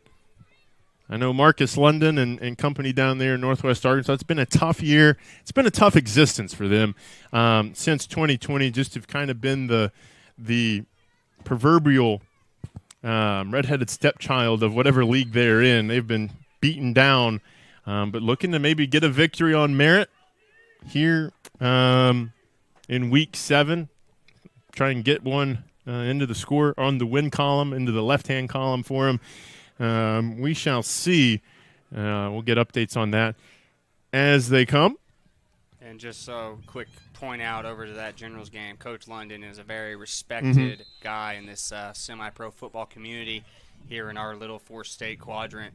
So definitely love to see the Generals getting a W tonight. But here we are back in Crusader action. Kendall Holmes dropping back, letting it go. Of course, why not? It's worked before. That time it doesn't. Incomplete. Be a turnover on downs. And stop me if you've heard me say this before, Carter, but the Titans have life. Once again, they have another chance at life, and it all depends on just what kind of play calling they have. I don't think they can pass it anymore, Steven. It has got to be the Marlon Brown, Jay Robinson show, which, not taking anything away from this quarterback, it's just these defenders are just cutting down every angle he has, every hallway there is to throw in. I mean, he just hasn't found anything.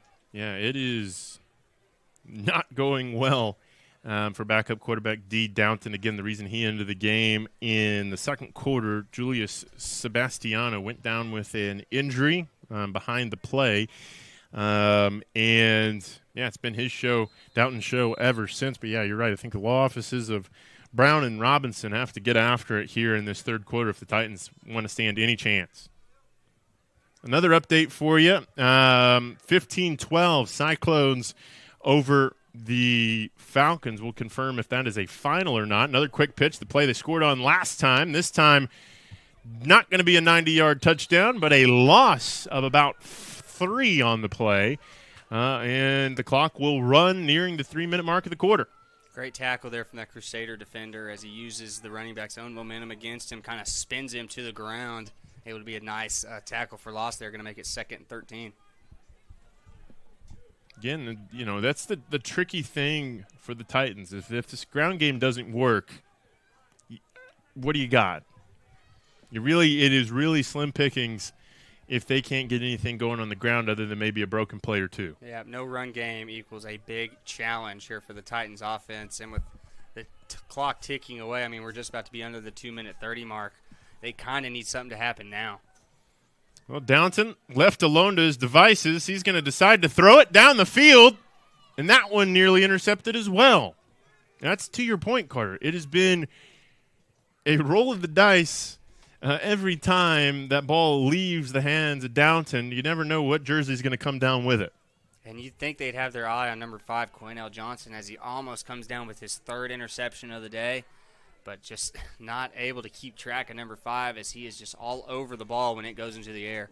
And can confirm that score. The Cyclones improved to 7-0 as well, 15-12, a thriller between the Birds and the Tornadoes as they improved to 7-0 to match what the Bears have done in the Great Plains Conference. The Cyclones, the other lone undefeated team, receiving one of the 7 available first-place votes. Screenplay set up and thrown to nobody. Yep, just kind of a breakdown immediately. I mean, the black jerseys just got an immediate push into the backfield, and there was no lane to even get a screen off. I mean, maybe if it was to the right side, but going to the left, yep, no shot. Lucky to get away with just an incomplete there. Well, 4th and about 13, 2:19 to go, third quarter. As it seems to really kind of dropped anchor in terms of a momentum on either side. We thought Joplin was going to have another 6 points going in on their own, or on the Titans 4. Ends up the football basically where the Titans have it currently on the turnover on downs, and could be facing another turnover downs. No, we're going to have our second punt attempt of the night. Wow, don't see it your whole career, all of a sudden 2 in one night. I mean, what a crazy day here in the CMFL. The first one blocked for a safety, so we'll see if the second one's any better. One hopped in the backfield. The big man's running with it, and he's going to be brought down almost immediately, chopped down like a big oak tree. Yep. And the crew going to have the football back in Titan territory again. Yep, needed a punt, needed to give yourself a little room so your defense could try and make a stop for you, but bad snap ends up not being able to get the kick off, and this is going to be in enemy territory for the Crusaders as they get the ball starting at around the 25 here. As you take another look, I mean, there's no protection on the punt team, and the punter that time for the Titans, just a sitting duck, and it's open season. Like I've been saying, there ain't a whole lot of punting here in the CMFL. Not everyone's used to it, man. As we set to get back underway. 2:10 to go, third quarter. Again, resetting the game for you. Joplin 38, Midwest Titans 20. As the Crusaders have led the entire game. They were up 12-0 to start in the first quarter, and we thought this one was going to be a runaway, but the Titans found a little bit of life here and there, traded some scores as it sits at an 18-point game. Little pop pass action. Curry turning on the Jets. One man to beat. Touchdown, Crusaders, as easy as Sunday morning. Exactly. Strength and speed there from number 6, Tajon Curry. And like we've seen before in this game, he's strong, he's fast, and he's able to make a difference for his team. Crusaders once again with another 6 points. Well, that scoring drive, I can do the math on that one pretty easy. 25 yards, 9 seconds. Yeah, good job. We did get our high school diplomas. Both of us, we are real smart human beings. But Tajon Curry, he is a freak of nature when he has that pigskin in his hand. Well, another 2-point opportunity. This has been the Achilles heel, I would say, offensively for Joplin. Something maybe, there's always room for improvement. This might be the spot that they could improve. I mean, you get enough 2-point tries in a game when you're up 44-20, so a lot of opportunities to get better. Scramble, thrown, picked off, and that's as far as we go. 44-20 your score. Joplin looking to make this one early in the end of the third quarter. We'll take a break here from MSSU and bring you the rest of the third quarter when we return.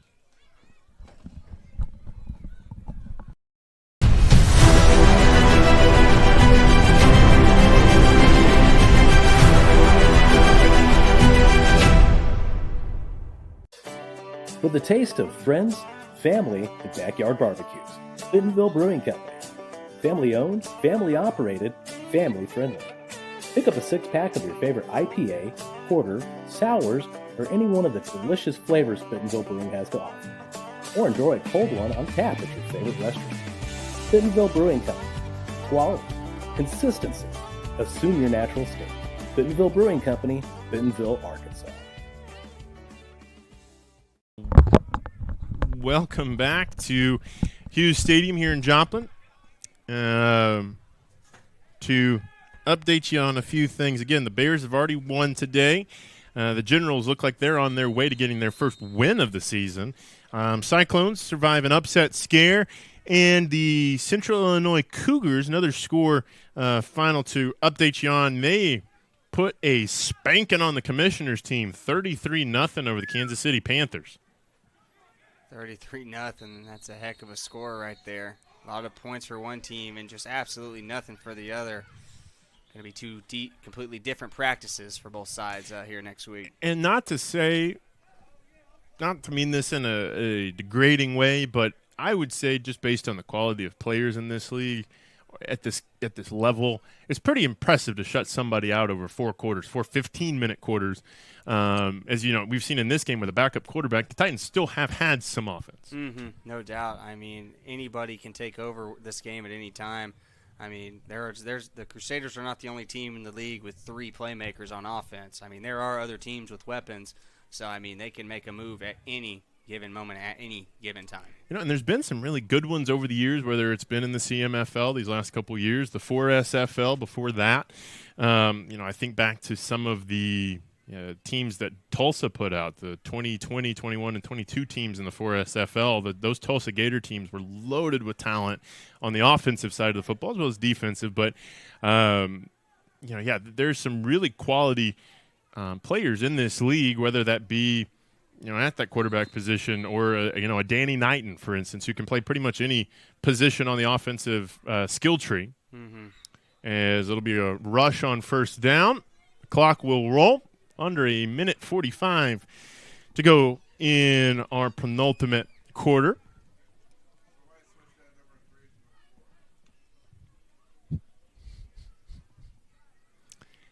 As, again, 2 more weeks of regular season action after this. Crusaders, I believe, have a game, and I use air quotes at home. You can't see my fingers, but use a game against the Diamondbacks, I believe, who've already packed up camp and called it a season. And then they end, I believe, with the Tulsa Gators, which, if you're Tulsa, is Titans drop back to pass, complete at the sticks. We'll see if they give them the first down. Going to be a yard short. Going to be a 3rd and 1 or so coming up. But if you're the Gators, this has been an interesting season for them, as we have another injured Titan. This one, Jamal Mitchell, but if you're the Gators, this has been a bit of a step back year, I feel like, for Tulsa. Over the years, they've been one of those teams kind of on that same level, or like a 1B level of like the Bears and these Crusaders we see here tonight. And, they find themselves kind of mired in that mid-pack with the Titans, below the Skyhawks, below the Crusaders, and they have a tough road to get to the playoffs. They will, with only 6 teams left being in this division. But, definitely maybe a season to forget for the Gators. Yeah, coming from last season where they were probably the only team that really could face the Crusaders and give them an even day, have a competitive matchup, to this season where, they're 2-3, kind of struggling to find an offense. And with a guy like Garrett Griffith under center, you expect them to have a high-flying offense, expect them to be able to throw that ball around. But for some reason, the Gators just have not been able to click this year. But I'm telling you, folks, do not write off the Tulsa Gators, because they can get hot at any moment. Yeah, just looking at it, as you see at home, they currently sit in 5th place, 3-2, but they only have a +8 point differential on the season, which that's, I think, the crazy part is you have years in the past with Garrett Griffin at quarterback and Buchanan at running back and all these tools and all these weapons on that offensive side of the football, just putting up buckets and buckets of points, only to have scored 74 this year and only have a +8 point differential is quite unfathomable, I feel like. Yeah, it's hard to believe. I mean, I'm sure if you would have told the Gators that at the middle of this season and coming near the end of it that they only had a +8 point differential, they would be like, yeah, shut up, man. We're second in the league. We're running things. I mean, it's been a weird year for them, but you still have Garrett Griffith. You still have Buchanan. You still have those guys from last year. You just need to get them back into a groove to where they're making the same plays they once were. And that's the other important thing. All hope's not lost for the Gators, because you look at the bracket at home. Right now, the way things stand, the Titans are headed for another loss. The Gators, I believe, not in action this week. So basically the 4 and 5 lines are going to flip on each other, and they'll get to host a game potentially at Inola. Hopefully we can have that for you on the Southern Sports Network. But that helps your situation a little bit, because if you go from being that 5 to that 4, as dumb as it sounds, but if you win that game, if you're the 4, you go to the 2 seed. If you win that game and you're the 5, you're more than likely going to go have a date with the Bears. So it's basically trying to keep away from the Oklahoma Bears for as long as possible. There is a method to the madness, Stephen, no doubt. I mean, because the Oklahoma Bears, they're looking like the team to beat. They're looking like the team that is unstoppable, for lack of a better word. Well, quarterback sneak on 3rd and short. Looks like the initial mark. They're going to move the sticks. We'll see if this will be the last play of the quarter or not. But, yeah, that's the thing. And the reason I say that is, with semi-pro, people have to take off jobs. This is not a everyday thing for these people. And so, you might get them on a week where a skill player or a key person for the Bears, might have to take a family vacation or can't get off work. And you just never know who's going to be able to travel for these games. Exactly. And, I've seen Braxton Reed, number 88, at the end at every game for the Crusaders from last year to this year, but he's not here today. So I'm assuming he just had something come up. So it definitely happens, but luckily most teams have a lot of playmakers so they can fill in need be if someone doesn't show up. Well, we played 4 here in Joplin. Your score after 3, 44-20. Titans still with the football trying to make this a game.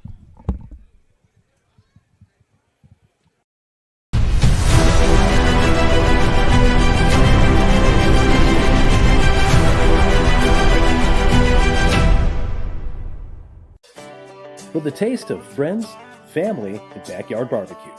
Bentonville Brewing Company. Family owned, family operated, family friendly. Pick up a 6-pack of your favorite IPA, porter, sours, or any one of the delicious flavors Bentonville Brewing has to offer. Or enjoy a cold one on tap at your favorite restaurant. Bentonville Brewing Company. Quality, consistency. Assume your natural state. Bentonville Brewing Company, Bentonville, Arkansas. Welcome back to Hughes Stadium as we await the start of the 4th quarter. Again, Missouri Southern, a member of the MIAA D2 football school. I'll give you a trivia question here, Carter. Who is Missouri Southern's biggest rival? Biggest rival? And I would say it's pretty much in any sport. They're also in the MIAA. Aren't they the Donkeys? It's the So you're thinking of Central Missouri. Yeah. They are, I would say, a rival, but not the biggest one. My hint to you, they're very close to here. Very close to here. Kansas City University? No, closer not. Got the first word of what state they're in. They're not in Missouri. I have no idea. Pittsburgh State Gorillas. Pittsburgh. I have a friend from high school. Her grandpa was actually the head coach of the Pittsburgh State football team for a long time. He might still be. So should have known that one, Steven. Should have known that one. No worries. I know more on the basketball side of things, there's a big deal.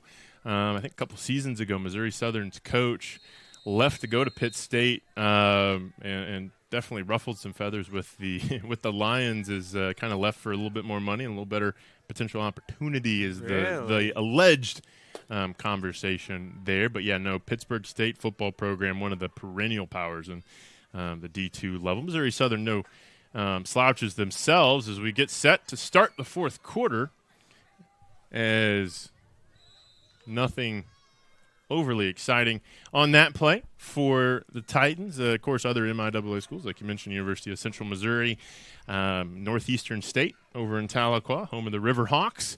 One of our members of our Southern sports family, Carson Smallwood, played there. Rogers State University, a basketball and baseball member. Yeah, right there in Claremore. Love the old Claremore Expo. Central Oklahoma? Yeah, UCO. The Broncos are as well. I thought they were. And I know next athletic year anyway, so starting in this fall, the University of Arkansas Fort Smith will be joining the MIAA. They're leaving the Lone Star. So the MIAA will go all the way from Kearney, Nebraska, all the way down to Fort Smith, Arkansas, and all the way over to Fort Hays, Kansas. Dang, moving up in the world. I kind of like that, getting some new blood here in the league. A nice tackle there from the Crusaders defense. Marlon Brown running hard, thought he was going to get 4 or 5, and just gets stopped like he just dropped an anchor out of a boat. Wall. Yeah, man, just got hit and fell down. Looked like he was out on Lake Tenkiller. Shoot, if only. But, going back is we have a 3rd and 10 on the way for the Titans. The general score, that is surprising. They've had a tough year. They're 0-for on the season, but potentially going to get not just a win, but a shutout victory over the Vipers after losing their quarterback earlier this season. Downton throws it downfield. Not going to be, I think, enough for the first down and incomplete anyway.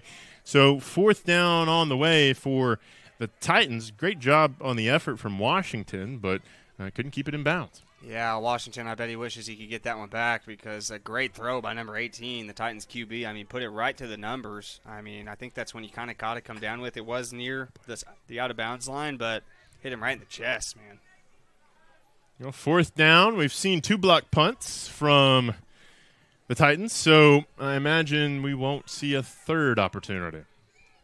As the clock runs off the incompletion, interesting choice from the clock operator. And now it stops. I feel like maybe they're just trying to sneak a couple seconds here and there. You always hear about home cooking, whether that be officials. I've never heard about a home cooking for a clock operator, but hey, here we are. Yeah. So fourth down, Downton heaves it downfield. Caught. And what a better catch. Laying out for it that time is Jamal Mitchell. Makes a great individual effort on Downton's throw. And, the Titans have a first and goal opportunity to make it a little closer of a ball game at this point. I would say, they might have dug the hole too deep too late to get out of it, but can at least make this more respectable. No doubt, Steven, but, man, I am just happy we all got to see a little bit of that Jamal Mitchell magic because, I mean, like I said, that first drive for the Titans, he is a man who can do things for this football team. And a nice grabbing catch right there to move his team into the 10-yard line. Well, nothing there on first and goal. Right into the teeth of the Crusaders' defense as we near 12.5 to go in the game.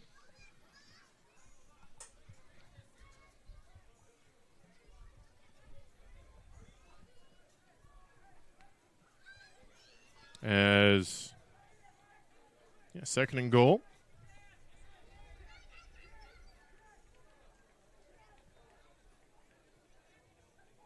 Again, we've been bringing you semi-pro action all season long. Next week, be a big one, Gators at the Bears, and then we'll close out our coverage on June 29th. Pitch play blown up in the backfield. We'll close out our regular season coverage with the Gators and Crusaders right here in Joplin. As a couple of big games, and you want these big games at the end of your season. They mean just that little hair more. Especially for playoff implications. The Gators basically have to run a gauntlet to close out this year if they just want to have a chance of getting a good seed into that playoff tournament. And that's a little bit of that yin-yang type scenario because, like you said, I mean, you do kind of want that gauntlet at the end of the year to get that momentum going. You're able to pull out those wins or 2 out of 3, say. You got some confidence going into the playoffs, but you go 1-3, you're thinking, man, these boys are tough, man. We got to play them again here in 2 weeks. So, kind of see both sides of that, but man, in my personal opinion, I'd rather get him out the way early. Get him out early and you can build back. Yeah. Well, that ball too high. I don't think a flag will come in as that was well uncatchable. Goes all the way to the track. Yeah, that and I mean, good no call.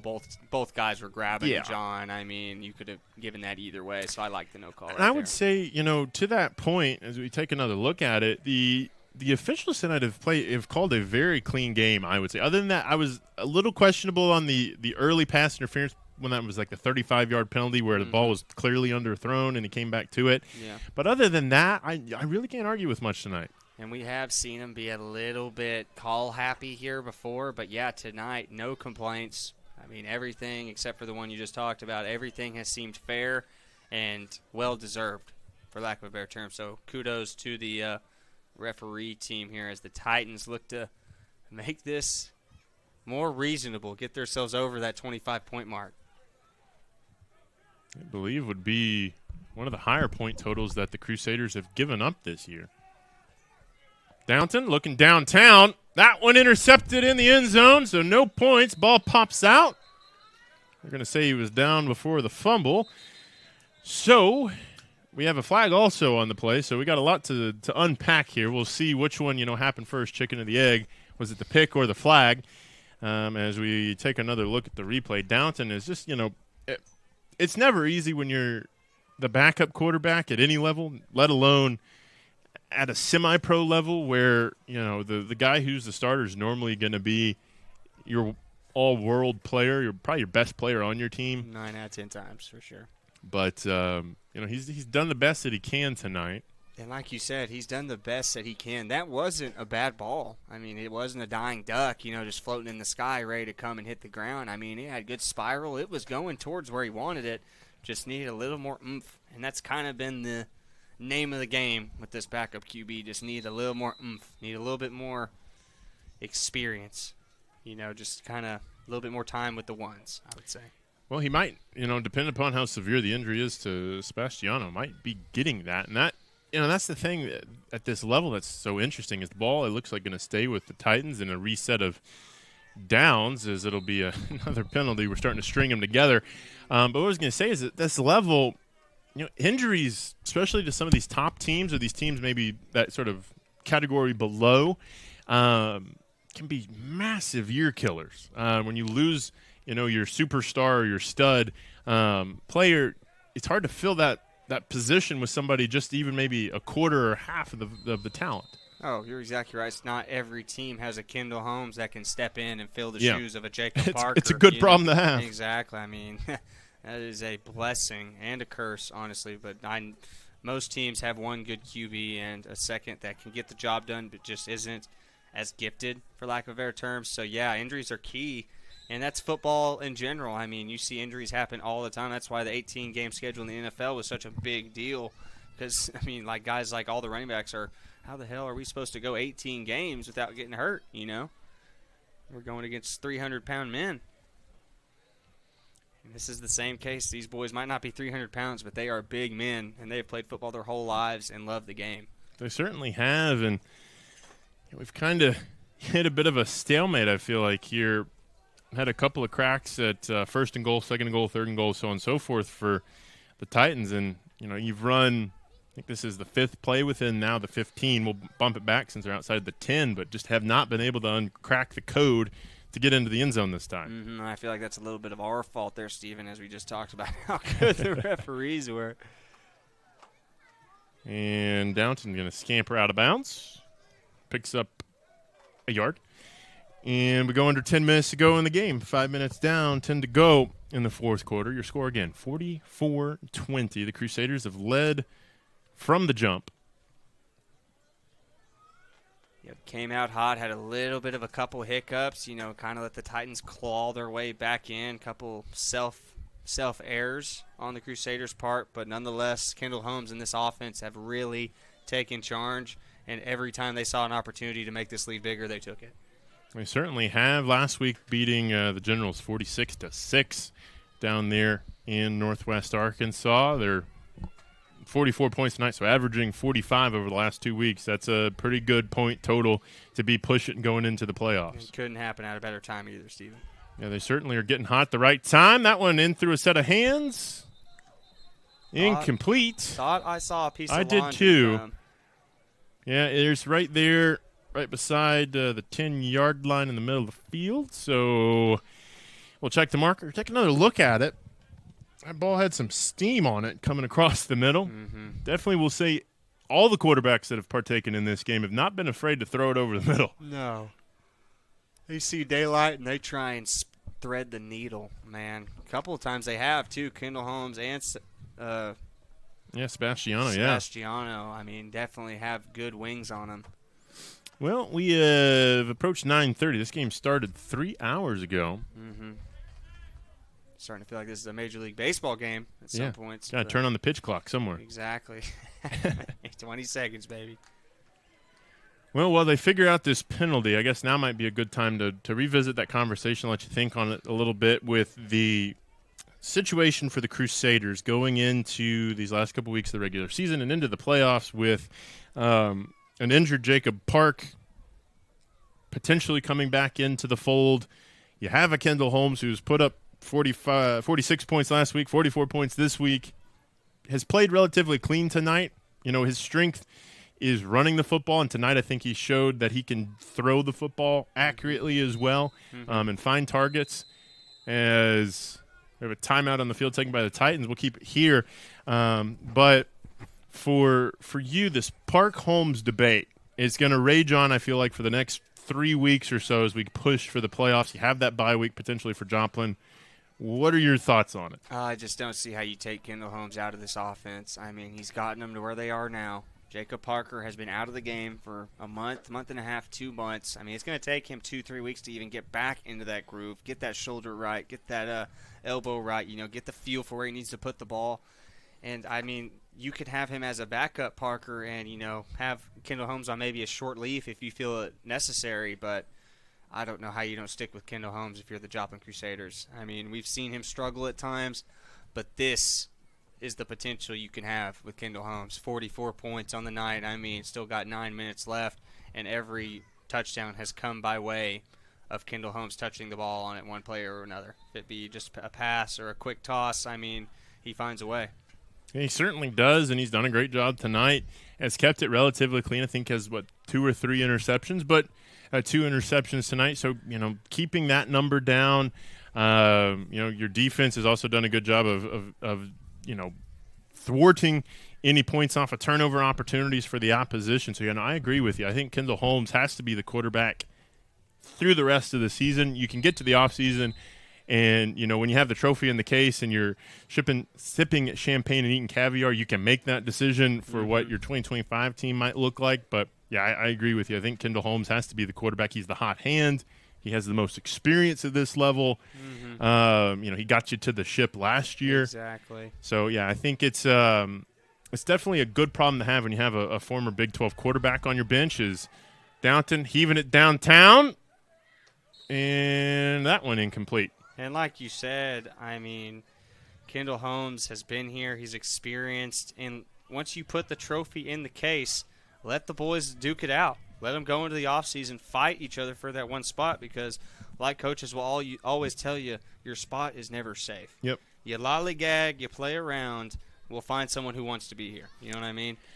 Yeah, no, 100% agree with you. And, the other thing of it, the beauty of Semipro is, there's no guarantee that Jacob Park is on the Crusaders next year. He could go be a Gator. He could be a General. He could be a War Cat. He could be a Skyhawk. He could go anywhere he'd like.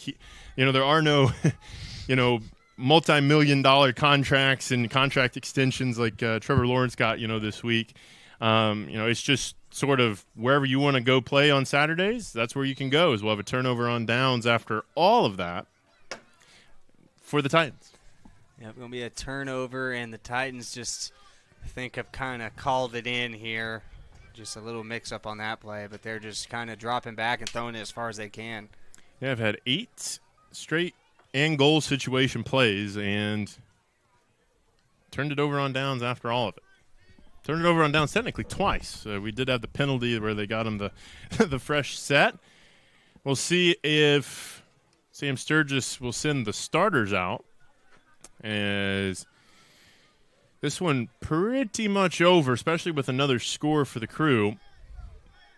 Again, they'll be back in action in 2 weeks on the Southern Sports Network. That game against the Gators, a little rivalry game, the I-44 war. Always a good one. Yep. I know the one last year was, so definitely excited for the I-44 battle. Yeah, that one should be good. Of course, next week we have great coverage for you as well. Bears, Gators, again, another rivalry game. The two big cities in the state of Oklahoma don't like each other a whole heck of a lot. So should be an interesting stretch run. A quick screen, quick hitter out to Johnson, and he'll scamper out of bounds. Has to watch out for the bench there, but will be enough, I think, for the first down. I think we have a flag as well. As, I think some tempers getting to the end of their rope for the Titans tonight. That was a little iffy. It looked like the defender kind of got pushed into the guys he was running out of bounds, but definitely made contact past the white block, so I can see why the ref threw the laundry out. Yeah, and it's not like the Crusaders probably need any help scoring on this drive, as I believe Kendall Holmes still in at quarterback. So, they are trying to go for the throat if they hadn't already. Another 6 points would make it a 50-20 game. Really would put the hurt on the Titans. I would like to see on Monday or Sunday, whatever day the rankings end up coming out, if the Titans stay in the top 10. this is, I know they were, 6th coming into today in those top 10 rankings, but, beat down like this against the number 3 team in those polls would be pretty tough. Is Holmes getting a little greedy there, airing it out? This isn't the first time I've seen it, but it still baffles me every time the Crusaders get up by a large amount and still want to just hum that baby down the field. Doesn't really make sense to me, but whatever floats your boat. Yeah, hey, they're all here for the point differential, I guess, or something like that. Something like that. That's the interesting thing I was just thinking about. Speaking of point differential, so the Bears and the Crusaders aren't going to play each other in the regular season. A, an oversight on the league. But B, I was just thinking about this. So let's say, hypothetically, we'll put our tinfoil hats on with 7:45 to go. Exactly. The Gators, let's say, beat the Bears somehow next week. And both these teams end up the season with 1 loss and yet didn't play each other. I guess you have to go down to that point differential. Have to. Like you said, it's a misfire by the league. Mm-hmm. I mean, it was a game that literally should have been probably the first one they made. Yeah. Because, I'm pretty sure most of us knew who were going to be the best 2 teams in that side of the league in the Great Plains Conference. But it didn't happen. So, yeah, that point differential is the only way you can kind of make that decision, really. Yeah, and if we look at the point differential currently, as we put it on the screen for you, the Crusaders will get another 13 points tonight. The Bears, I believe, have gotten another 13 points as well. So it's about a 10-point differential. So, it's going to come down to, in that game with the Gators, if they were to lose, it's how much you're going to lose by. If it's, a touchdown, that's fine. You might see a situation where, they maybe try and kick a field goal at the end of the game or do something crazy just, for the point differential.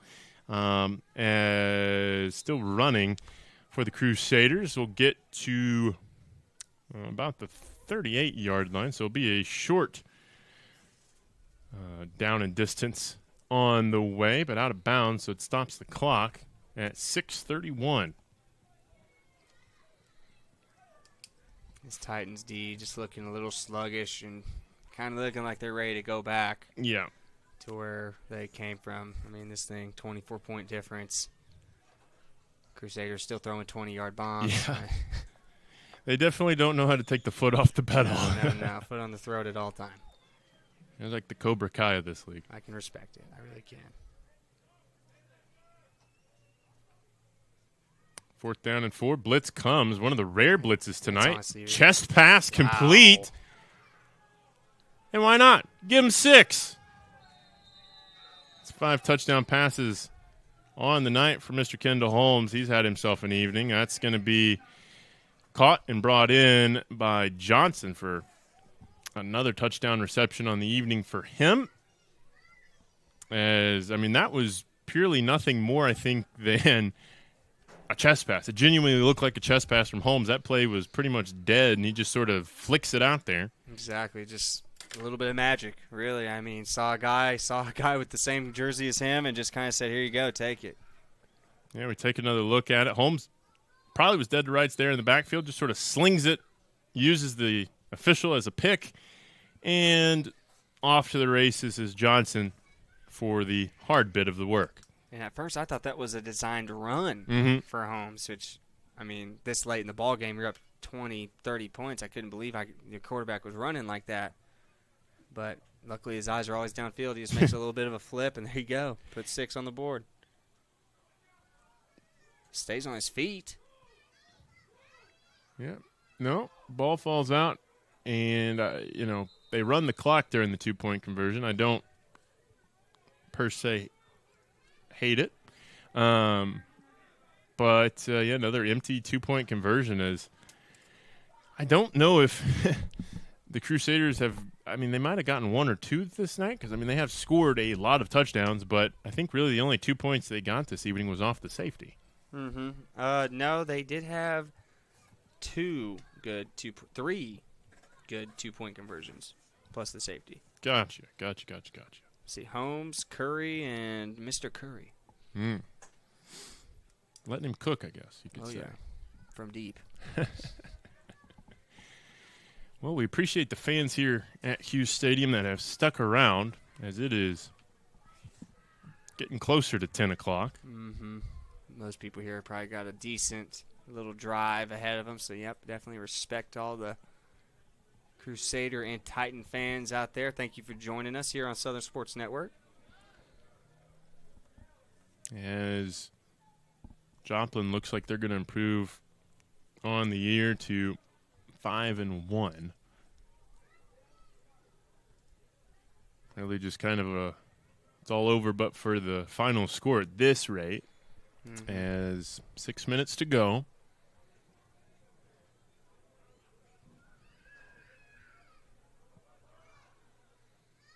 I want to thank the rest of our crew this evening, to Charles on camera, and Joshua Weisel making his producer debut this evening. Normally see Joshua as our chief meteorologist, who does a fantastic job getting everyone prepared for what the weather's going to look like on game day across the CMFL, but stepping into a little different role tonight, and I have to say, doing a fantastic job. Exactly. I love hearing about tornadoes all the way in Indiana, Josh. Thank you for all those group texts. Yeah, he keeps us. Yeah, he definitely keeps us up to date. I know, Southern Sports owner Chris Dotson, his house hit by a tornado, but on that night oh my gosh, wow. Hey, take it. Oh my gosh. No way. Yeah, I was gonna say you can't advance it on a yeah, unless it was a fumble by the Titans, but that's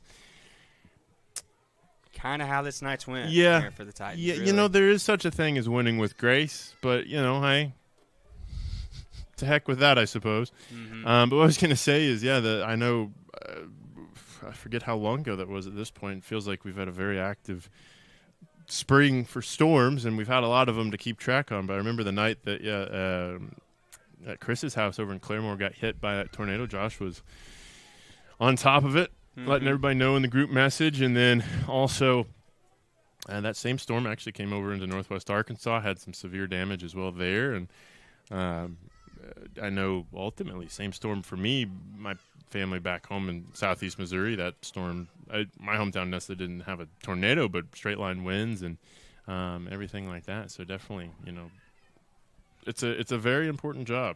Oh, no doubt. Let me tell you, Stephen, I mean, I live real close to Claremore, and they got hit like a freight train. Mm-hmm. I mean, it was not a good sight. A lot of emergency crews having to come in and make sure that everyone still has electricity and power and things like that. But just thankfully, almost everyone was safe, and we've moved past it now. It's just the reconstruction phase. Certainly. Josh Dickey, first time call his name tonight, got the end around. I think they're trying to spread the wealth a little bit.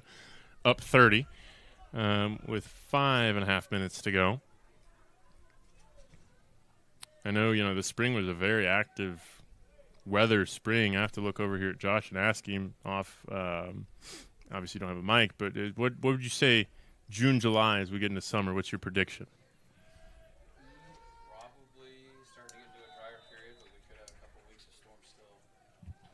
That's okay. Interesting. So, yeah, Josh going with the drying pattern, but a potential couple weeks of storms as well. I'll believe it when I see it, because Oklahoma is supposed to be a drought state, and we've had rain like 3 months straight, like every other week. It's been crazy, dude. I mean, I'm sure the farmers are loving it. Oh, no doubt, dude. Corn's been on point lately. I assume this will be a very good agricultural year.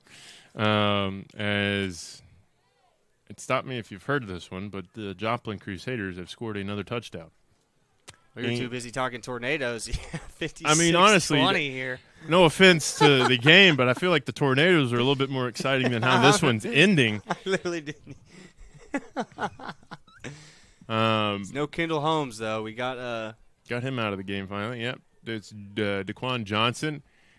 Johnson, why not? Give you two more. Nope, through the hands of Tyrell Johnson. And importantly, with that touchdown, the clock should run the rest of the night, as it's a 36-point differential. 4:30 to go as that clock rolls, Carter. Slowly but surely as, there it goes, stops again. Nope, it's back. Love to see it. Been a kind of a long game here in the second half, but there's been plenty of action, Steven. I mean, I've loved it. first half it was back and forth, and now the Crusaders have kind of taken control, but you got to respect the Titans' heart and what they've been able to do today. Yeah, you certainly do, and it is never tough, or never easy. Sorry, it's always tough when you in semi-pro travel all this way and you get 56 hung on you. It's tough at any level. I know in high school, my high school senior year,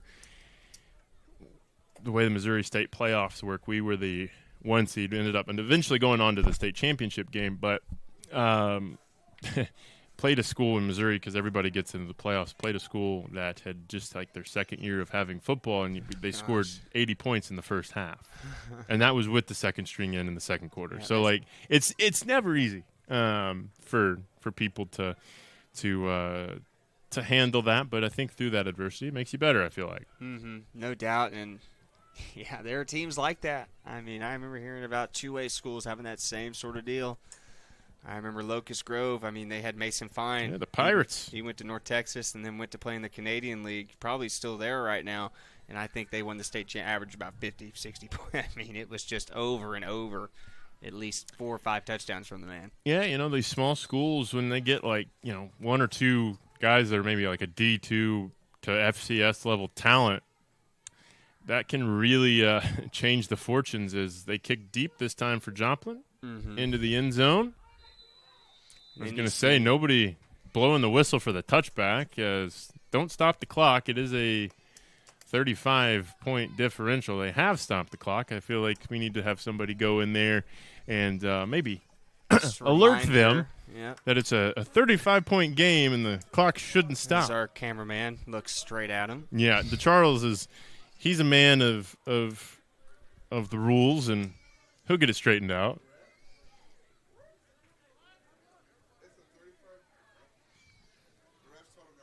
Oh, as the Charles passes along. The refs have told us that we are not going to run the clock tonight because we forgot to mention at the beginning of the show they are paid by the hour now. Yeah, I guess so. We're inching this baby out as long as possible. DeCharles has picked up the camera and is walking off. I wouldn't put words into Charles' mouth, but he gives me a dirty side eye. He has some really cool tattoos. I have to give him his props. Well, Charles is a cool guy. He is a cool cat. Scary sometimes, but cool guy. Everybody has that edge to him, I suppose. Except us. Yeah. We're just we're as docile as they come. But back underway as the clock will move. Maybe there it goes. They started it with 3:55 to go. I think the Titans really could just take a knee the rest of the night, and we could just call this an evening. But here we are. I would doubt that would happen, Steven, but would be interesting. I'm sure the Titans want to see if they can get one last little hoorah here. Well, I'm sure they do. See if they can get Marlon Brown into the end zone one last time. Maybe a Jay Robinson, another 90-yard run. As Jay Robinson, speak of the devil. Just keep him in bounds. Oh, my gosh. Jay Robinson running like a man possessed. You see, he just bulldozed one of those Crusaders. I think that was number 9. Some frustration, I would say. Taking out a little frustration there. Just making sure to leave all that anger out on the field, man. Yeah, and that's the other thing about at this level is, you go across states and et cetera, et cetera. I feel like, it's going to be a long car ride home, so you might as well get the aggression out now. Or you're just going to have to, sit and sulk for however long. 2:40 to go in the game.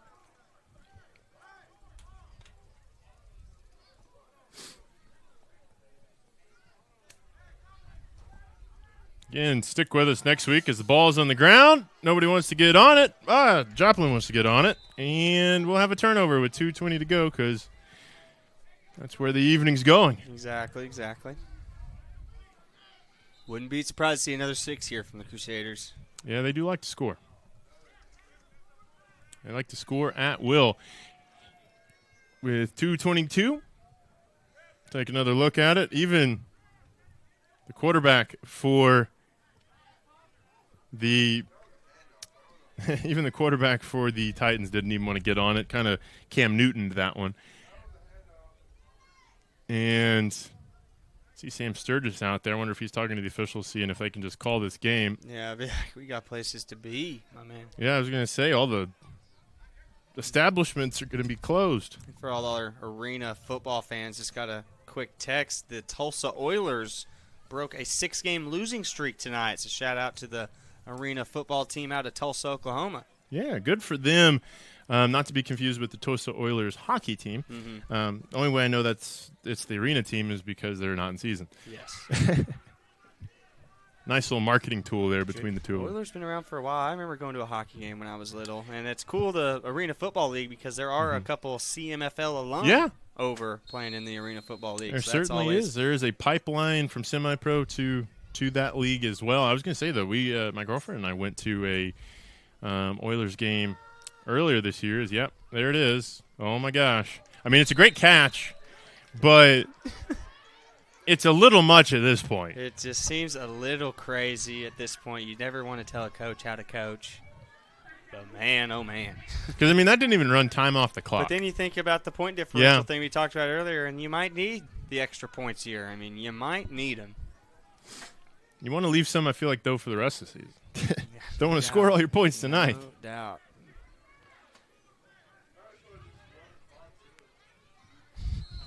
.208 is we have a flag on the play. I think the Titans might be just done. I wouldn't blame them because, like, when it was 50-20, that's one thing. Then you go and try and run up the score and score 2 more touchdowns. That's. I mean, there's been 3 touchdowns, I think, since the 6-minute mark. And they're all on one side of the field.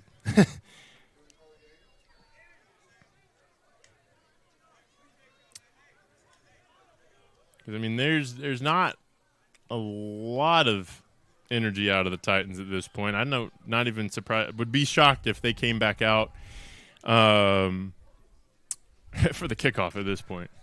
That's tough. Yeah.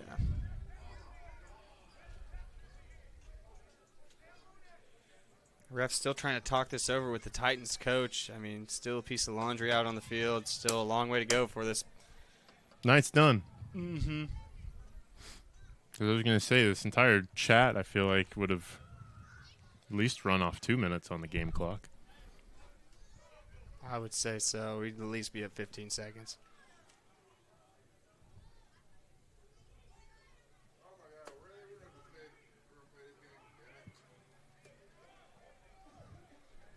I vouch. I just, I know I probably have no say or anything. I just would like to appease to the commissioner or the league or whoever next year for the rules. Just the 35-point margin, make it it's. I mean, at every level, that's the rule. Mm-hmm. Just run the clock.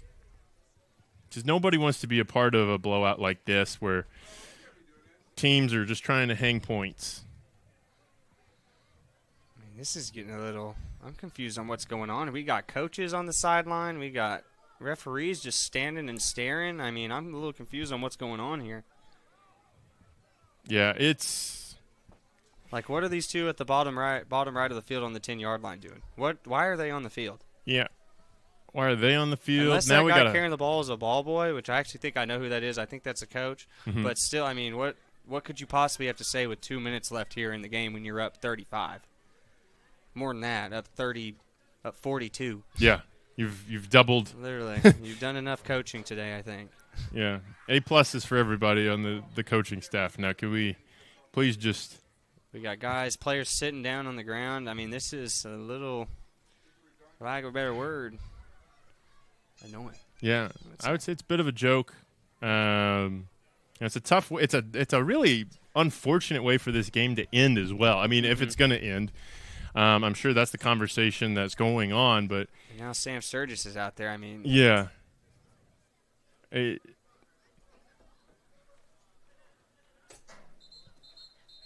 right. As we finally hear some whistles, I think this thing's getting underway.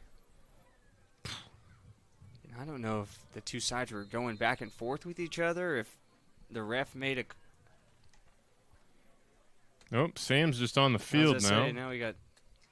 Oh, and all that to not complete it.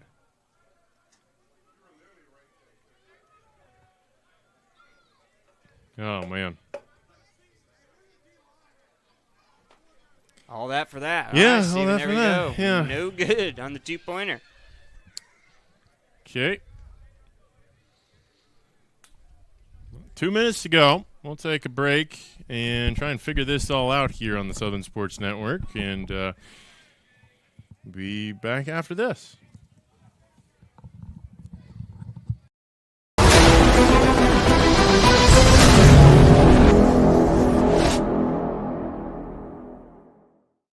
Semipro Saturday is brought to you in part by 950 Ways Graphics, professional graphics for players, coaches, and teams. Trust the pros at 950 Ways Graphics and look them up on Facebook at 950 Ways Graphics.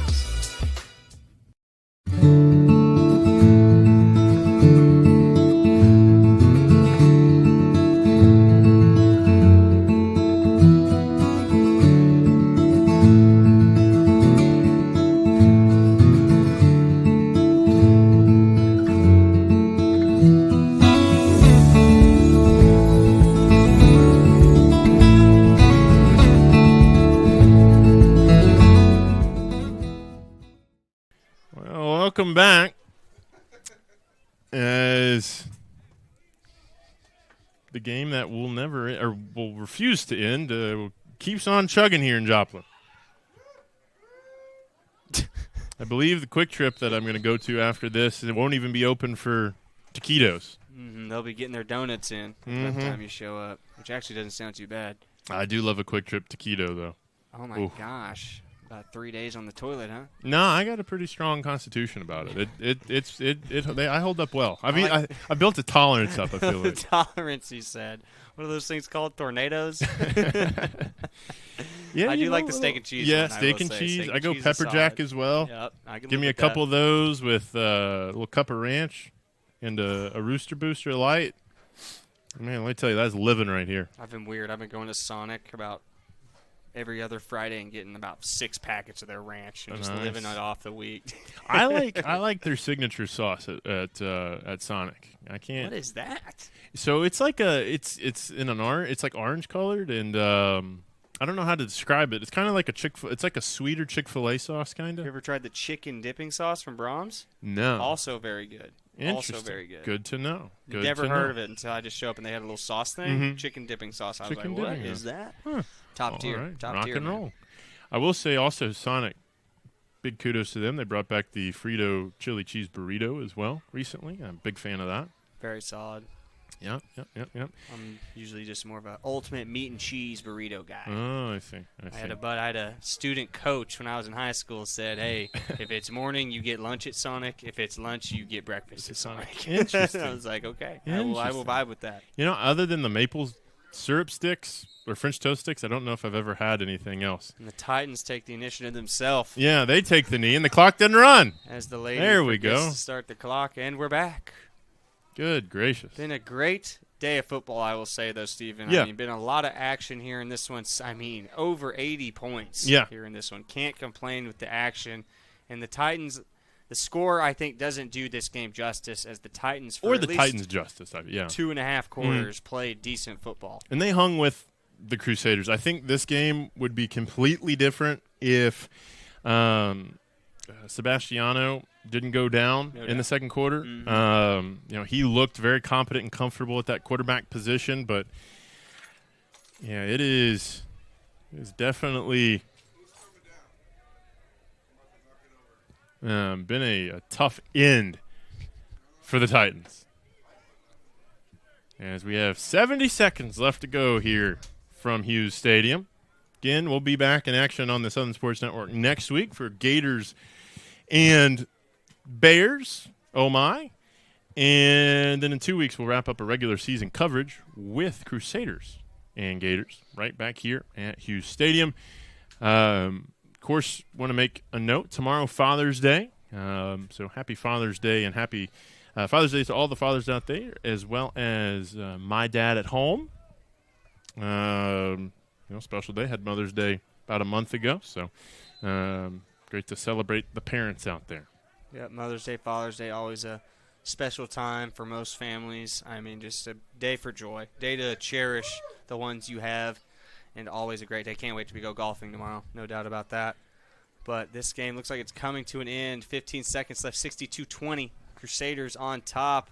Like we said, this score doesn't really do it justice, but a hard-nosed win here from the Crusaders today as they almost did everything right. Couple of hiccups here and there, but they played outstanding football here today, Stephen. Certainly they did, Carter. That'll do it for us here in Joplin. Your final score, 62-20. The Crusaders improve as they stay in the second seed. For DeCharles, for producer Joshua Weisel, for Carter Randolph, I've been Stephen Blackston. Have a safe and sound night. Have a happy Father's Day, and we'll see you back on the Southern Sports Network next week. Good night.